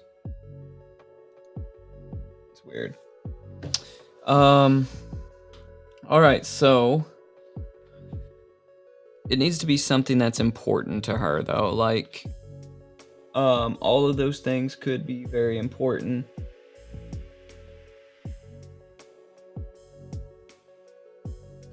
Facts. This is all just a build up for so Boom Squad, if you guys don't know, that's Brandon's gaming channel, gaming crew. This is all just a movie that just is for his gaming crew. Like, Haran's gonna actually just be revealed as like the mascot for Boom Squad. It's just a commercial. And then Brandon will come out of the back with a Mountain Dew. It's a Boom Squad recruiting film. Really dramatized up to the point of when when he brings the necklace out, and then Brandon comes out as Hank Johnson.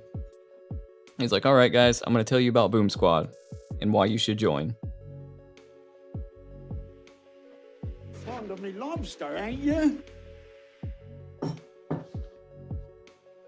Way to go, Chuck.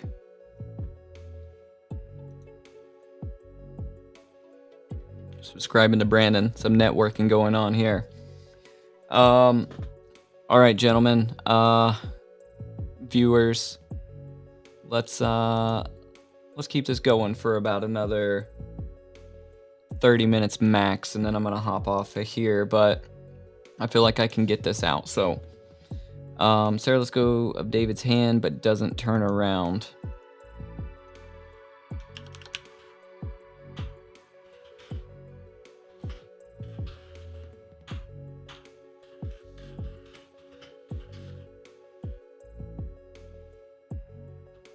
I don't know if I want him to say I have something of yours.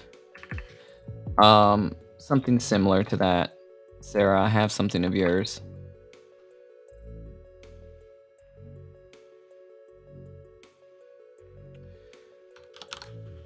Ron holds his fist out straight.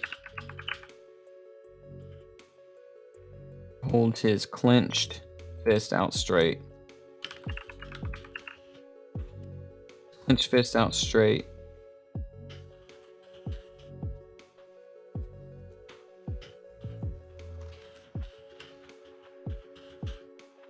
Towards Sarah, so he's doing like this number here, right? So he's holding his fist out, and then when she turns around, he sort of lets the necklace drop. Like, I mean, he's hanging on to it, but he lets, like, you know, to where you can tell it's a necklace. So sort of does this number here. This is a Apple Watch charger, but you guys will get the gist, right? Boom or bust. So he's got it in his hand, and as she's walking away, he holds his fist up like this, and then he sort of like lets it drop and dangle. I can't really do it with this cord, but you guys sort of get what I'm going for.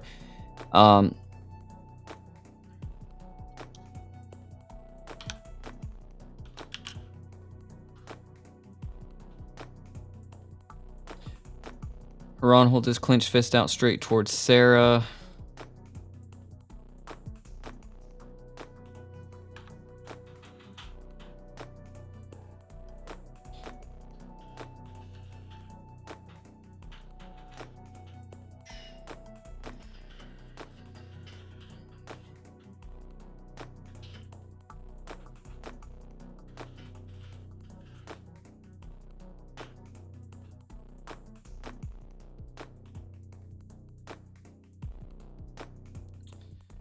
Sarah turns around. There's a better way to write that action. I'll come back to it. Sarah turns around slowly as Haran lets a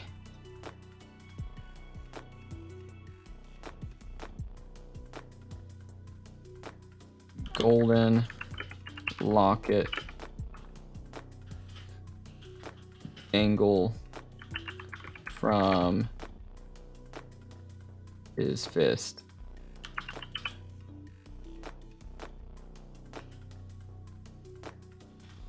It swings back and forth slowly.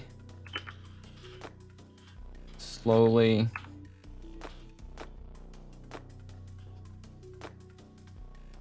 Golden locket dangle from his fists.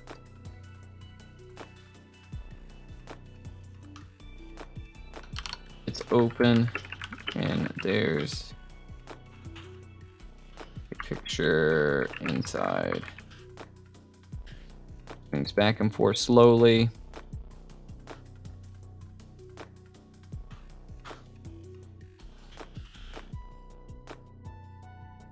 Sarah reaches up and rubs her neck.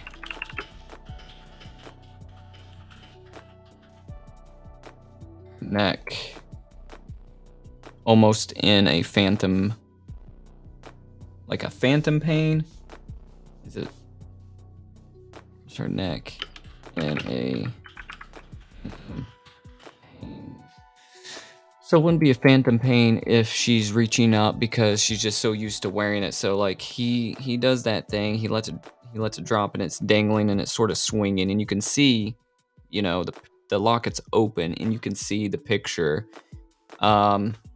We'll reveal what the picture is in a, you know, further into the script, but it's like I want her to reach up and sort of like almost like she's feeling for her necklace. She knows it's not there, but you know, like I said, her neck is in pain from where it was snatched off of her earlier, which will be revealed in a flashback. In a phantom, what is it called if it's not a pain?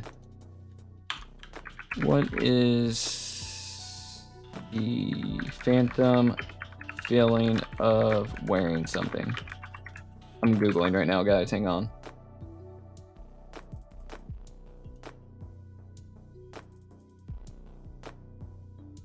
Phantom glasses syndrome.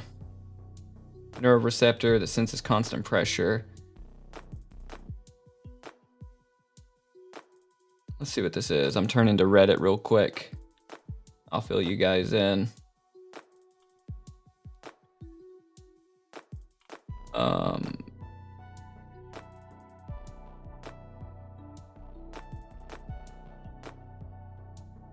Phantom limb. So there's a kind of neuroreceptor that senses constant pressure. When you remove the pressure, those receptors can still fire because of simply being acclimated to firing. So sometimes you still feel like the jewelry is on, but eventually those receptors become used to no pressure again. It's like a prior receptor, but it has a different name. That's what somebody on Reddit said. Let's see if we can find an actual.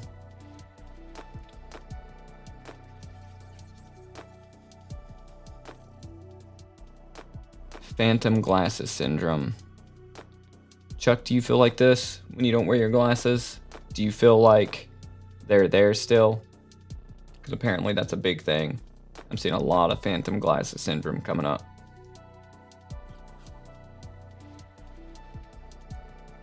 Do you ever go to like push your glasses up, Chuck, when you don't have them on? And you're like, oh crap. No, you don't do that? Apparently it's a thing a lot of people do. All right, Sarah reaches up and rubs her neck in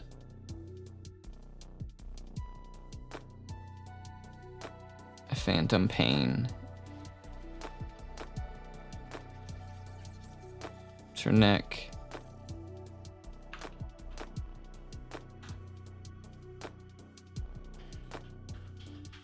Touching.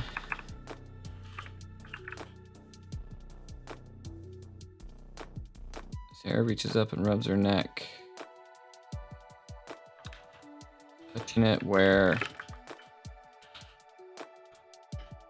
necklace should be.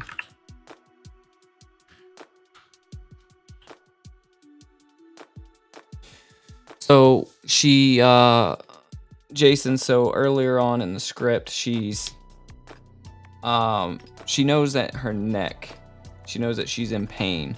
She just doesn't know why. Like she doesn't remember really, like, they don't remember a lot about a lot of things. Like they don't know what part of town they're in. They don't know where they're at. They don't know how they got there. Um, they don't know much about anything, and that just comes from, you know, them being dead, right? I don't know if that's a thing when you die. Maybe it is. I don't know if there's any like um, mythology that backs that up. That when you die, you don't remember how you died or how you got there. I don't know, but it just sounds, yeah, like a lost memory, right? So it just sounds like that would be a thing. They feel like they've been drugged, essentially, when they don't wake up in the storm. They're just in the storm, right? So the very beginning of the script starts like this. The city is dark and eerily quiet except for the sound of the rain, which is almost deafening. This is a major downpour that is beginning to flood the streets. Out of the darkness and through the rain, a man and woman appear. So it doesn't really tell you yet how they got there. It's a mystery and it's revealed. They're rushing down a sidewalk and they are trying to avoid getting soaked in the hellish downpour. They are shadows moving along the storefronts in dimly lit streets.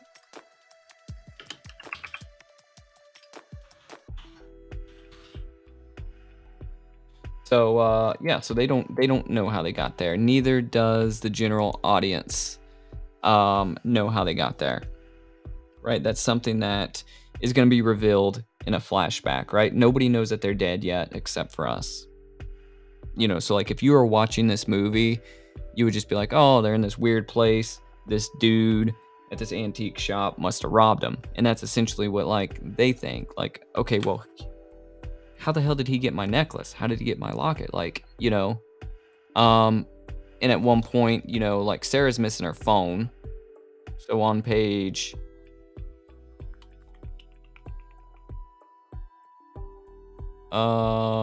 on page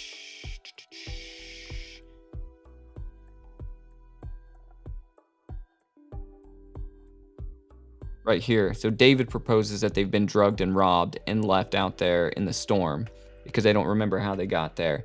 He's like, we must have been robbed because, you know, she's like, I don't have my phone. Where's my phone at?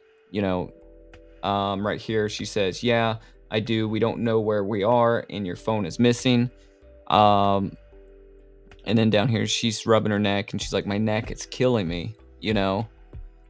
And then I could even up there, I could even put in the dialogue. She could be like, "Where's my necklace? My necklace is gone." You know, that was that was a necklace my grandmother gave to me. You know, it's something that she holds near and dear to her heart. And the reason it's in Haran's shop and the reason Haran has it is because it's something that's stolen from her when she's brutally murdered. And it's just his way of saying, "Hey, look, you know, look what I have." This is him of getting her attention. You know, it's not that like it is of any value, you know, the things that he has of people. It's his way of saying, you know, look, you know, like I have something of yours. So you need to stop and you need to listen to these stories. You need to stop and you need to listen to what I'm going to tell you, you know. Sarah reaches up and rubs her neck, touching it where her necklace should be.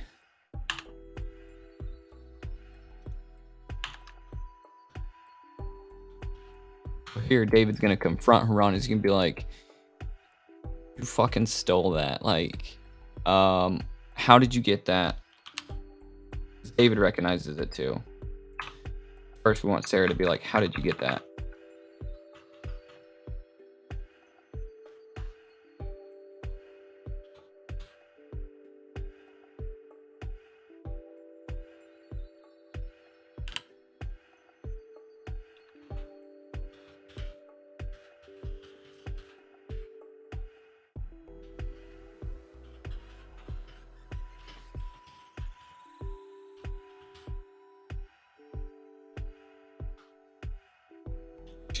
She's not even worried that like he knows her name. She's just worried about like, how did you get my necklace, right? So my necklace, how did you get that?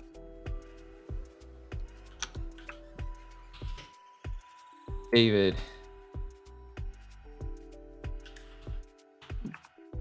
David spins around.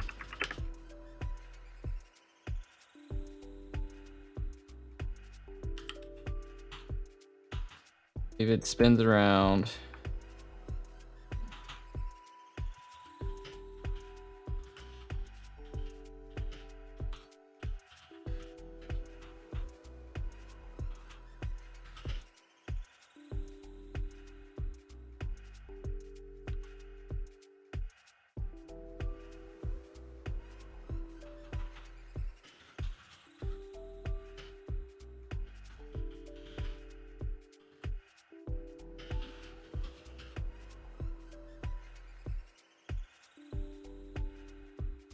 David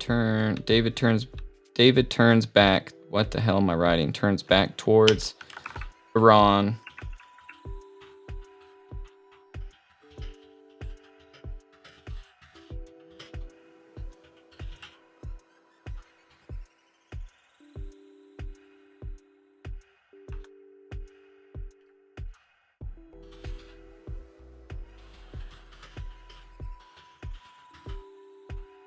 Holy crap. Looking at Haran.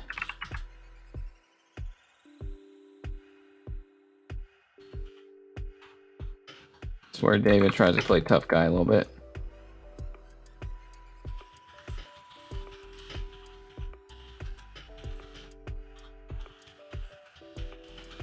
You're gonna start liking David a little less. Like, you like him in the beginning, and then he starts revealing that he's sort of like a dick. Obviously, you find out he tried to kill Sarah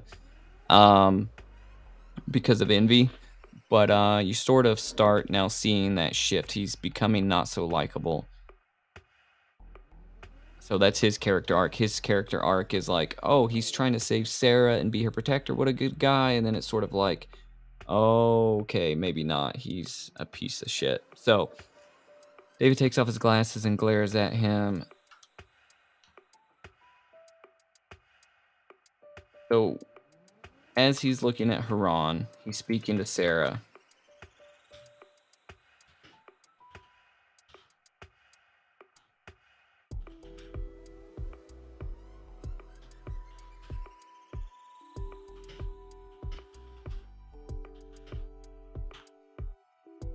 He's a thief.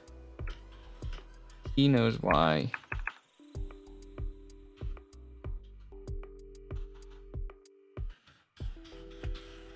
He must have been the one that robbed us and stole your phone and your necklace.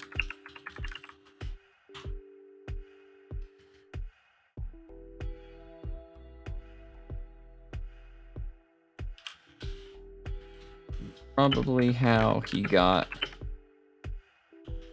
all of this shit.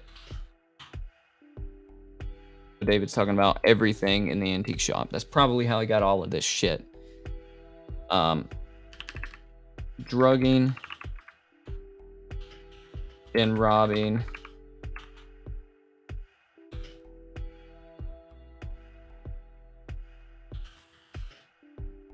Drugging and robbing people.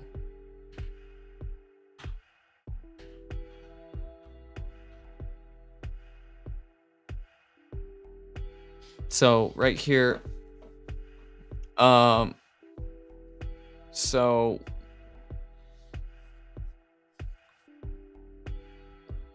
I need this to be the point to where Haran sort of like reveals that he is not an ordinary person, or this is where like a flashback needs to happen for the couple, because they're gonna get the flashback of the hit. Now she's not gonna get it till later. Sarah's not gonna get it till later, but David is gonna start seeing glimpses of it, and he's gonna be like, "Oh fuck, what did I do?" And he's going to keep it from Sarah. He's like that guy that gets bit by a zombie and doesn't tell anybody until like he's about to change, you know, and he's like, as he's like leaned up against the wall sick and like pulls up his sleeve and his arm's like mangled with zombie bites. And then his friends are like, okay, well now we have to kill you. I'm so glad that instead of you just dying earlier, you're gonna make me kill you before you turn into a zombie. I feel like that'd be Brandon. I feel like Brandon would be the guy that would get bit by a zombie, wouldn't tell you until the last minute.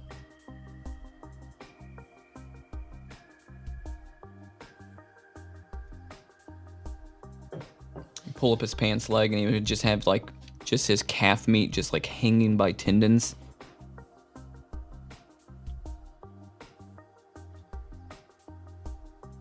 I feel like go on without me. He's not listening.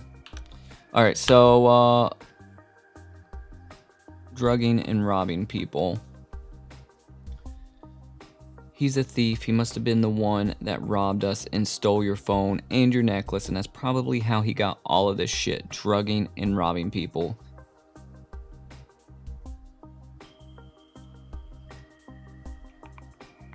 Now, something needs to happen because David is going to have to calm down, or obviously, like, a fight would happen, and that's not, you know, the way this story goes.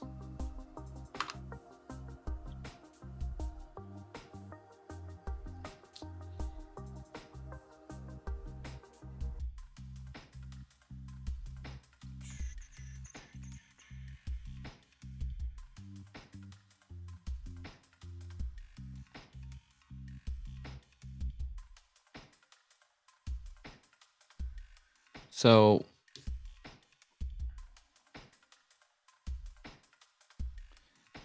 he must have been the one that robbed us and stole your phone and your necklace.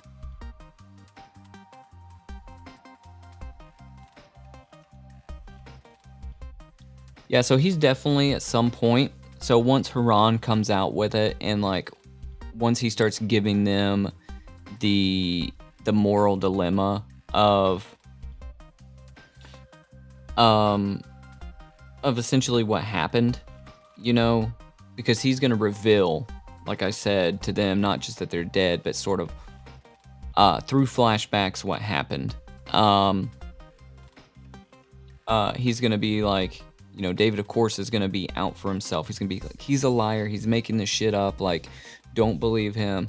I love you. You know, I would never do that. Blah, blah, blah, blah, blah. And then, like, you know, she has her flashbacks and she sees it. And she sees David for who he really is. And, you know. So, yeah, for sure. He's going to try to discredit him.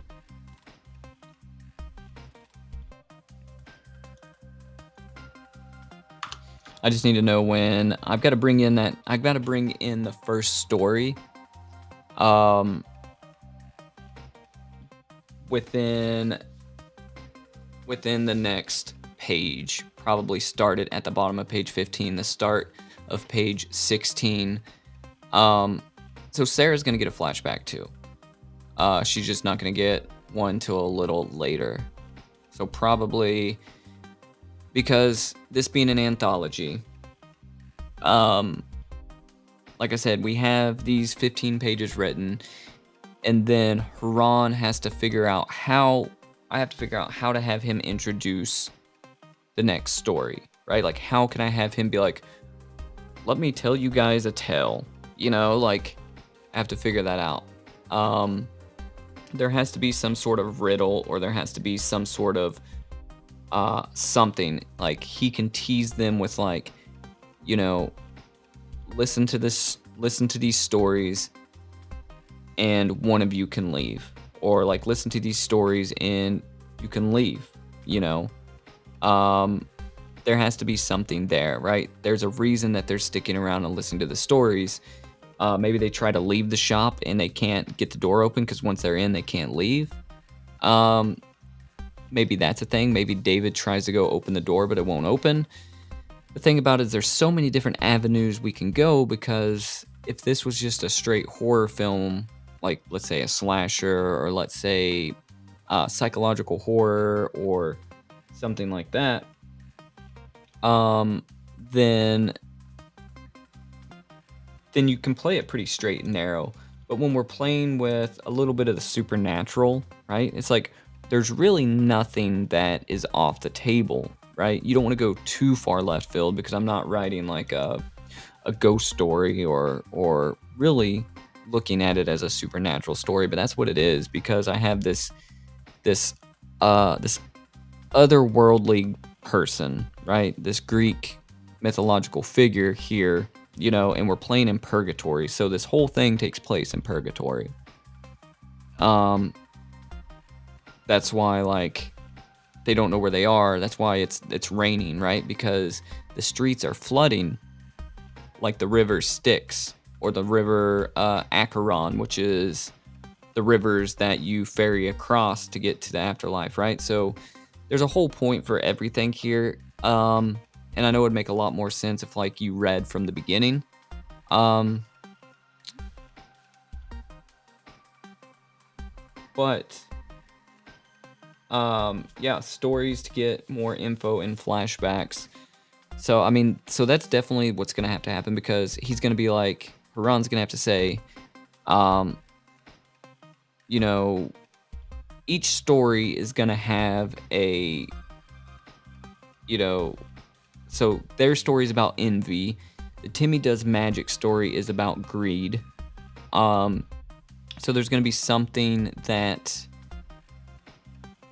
they learn from each story. So like when they come out of the next story, right? So this is gonna get them. The dialogue that I need to happen now is I need Haran to make them listen to a story, right? And then that the next story is going to happen. It's going to be about greed, and then they're going to come back, and then I need David's flashback to happen. So when David's flashback happens, we're going to kick to the next story, and then that next story is going to be about either sloth, lust, or one of the other 7 deadly sins. It just depends on who's writing what. I gotta have either I'm gonna write something else or I'm gonna have somebody else write something else. And if not, my buddy John probably, he's got scripts locked and loaded for days. He's already told me he's got a bunch. So, Jason, if you're into writing something with, that could fit in this anthology, by all means, if you want to try your hand at it and write something, or if you have something sitting around that you think would fit the tone, then I would love to read it. That goes for anybody out there that's watching or listening. So the flashback will happen, and then the second story will commence. And then after the second story, that's when Haran will start pitting them against each other, right? Like he's gonna pit David and Sarah against each other, right? Like he's gonna start toying like a cat and mouse kind of game with them. Like he's gonna reveal that they're dead, and this is gonna freak Sarah the hell out because she hasn't had her flashback yet. David's already had his. He already knows, and he's keeping that secret from Sarah. So he already knows he's dead at this time before she even knows. He already knows that they're dead, or how he plotted to kill her, should I say.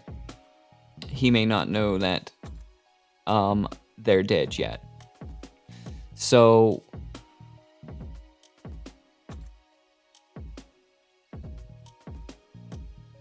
I think maybe his flashback you'll see him hiring the hitman, right? Like you'll see a phone conversation or like a meetup, right? Face to face, meetup with a hitman, scheduling that time for 6 p.m. and doing all that stuff. It'll be a real quick scene, right? It'll be a quick dialogue scene, maybe like a 2-minute screen time conversation, and it'll be that flashback.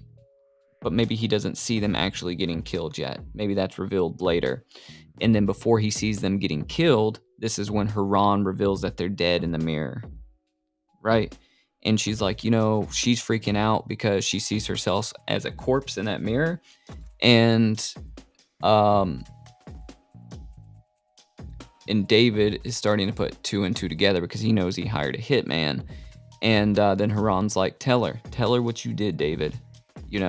Tell her, And then this is when David breaks down and he's so sorry and all this stuff. And she's like, she's comforting him at the time because she doesn't know.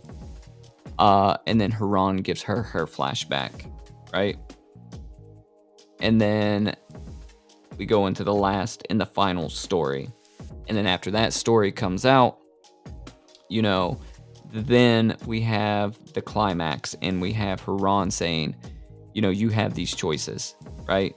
These choices that you've made, you can either, it'll be a choice about sacrifice, right? Like, he's going to leave it in Sarah's hands. Since David took her life, do you want to save his life?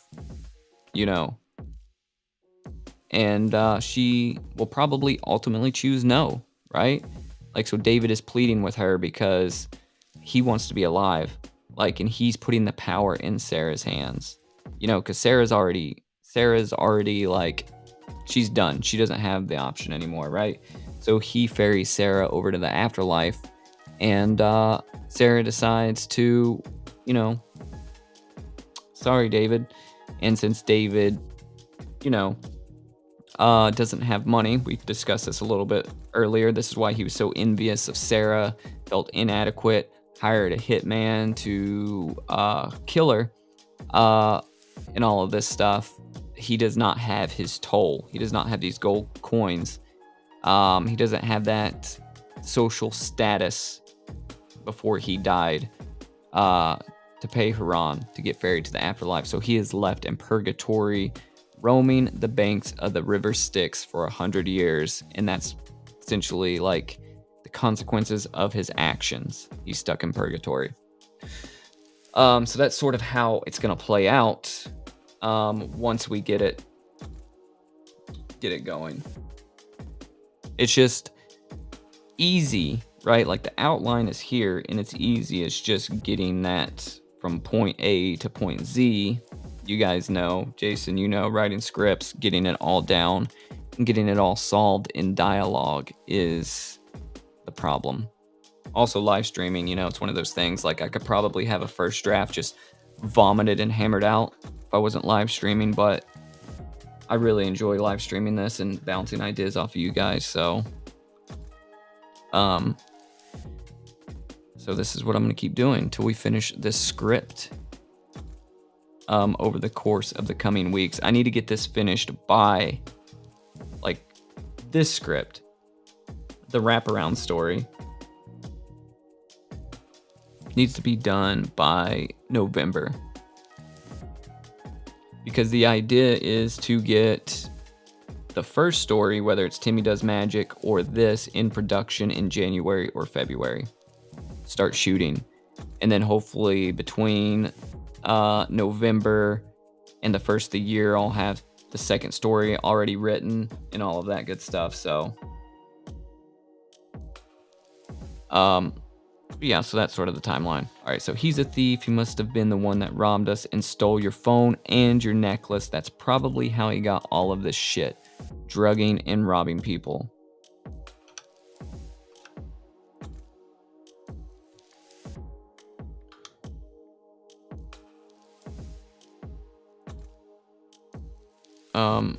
So do I want Haran to go ahead and give her the necklace?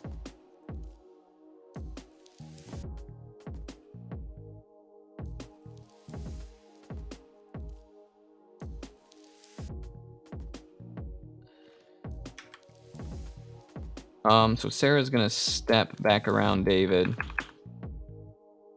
Sarah does not feel as threatened from Haran as David does, because David has a different relationship with Haran. Like, there's already just that unforeseen tension there. Just one, David being the man, he thinks he has to be the tough guy, and plus there's just a sense of, even though they don't know it yet, or Haran knows it, but even though David doesn't know it yet, Haran is going to be the person that reveals all of his secrets. So, let's see.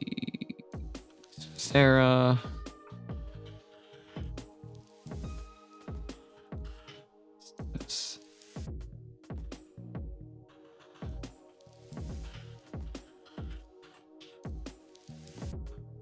Actually, no, let's do this. Ron, Sarah.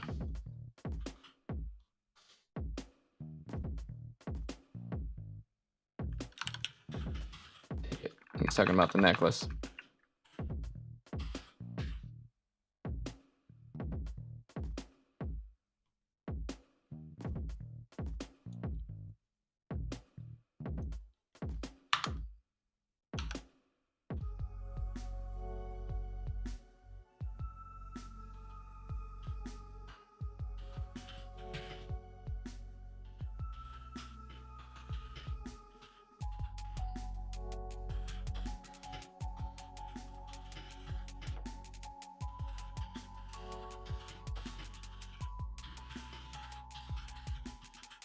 That'd be a sick thing for her to have a flashback as soon as she grabs her necklace, but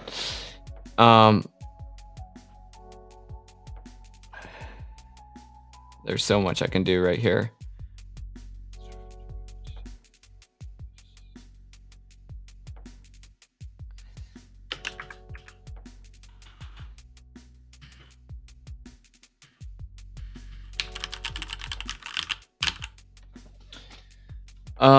I think we may just stop here because one, I want to stew on this a little bit, and also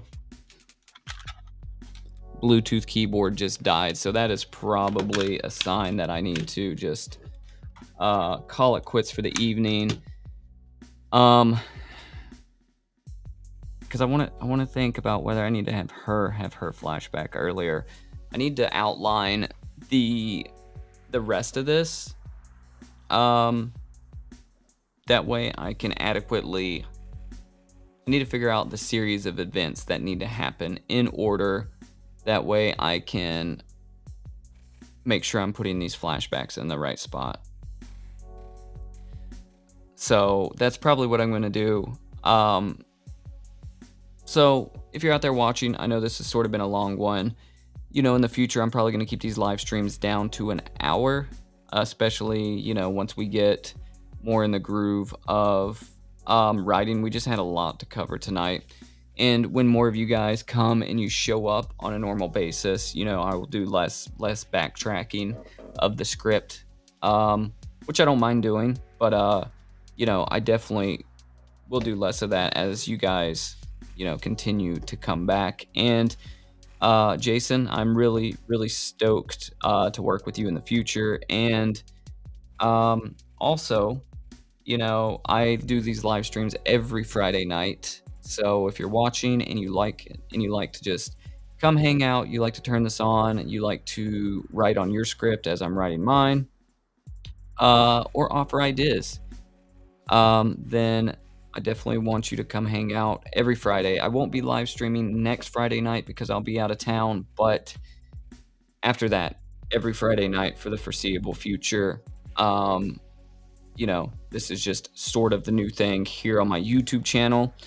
I live stream on Kick, Twitter, Twitch, and YouTube. So any of those places that you want to consume it, I'm there. So make sure that you follow wherever you prefer to watch it at, because if you're into the script, you don't want to get too far behind because we're going to be moving along on this. And by the time we live stream next time, I'll have all of this figured out. And you know what? I might even have it completed. So I might even have it completed, and you know, then we can do a read for it. You know, I'll read it, or I'll have a guest on that'll help me read for it, and you guys can listen in and give feedback, because this is still first draft stuff, and I'm probably, honestly, since I'm shooting this, you know, I'm probably gonna do 2 drafts. You know, so like I've told people that watch me write, or people that I've given my scripts to read and give feedback, is I write a whole lot differently than traditional screenwriters because I know what I'm writing.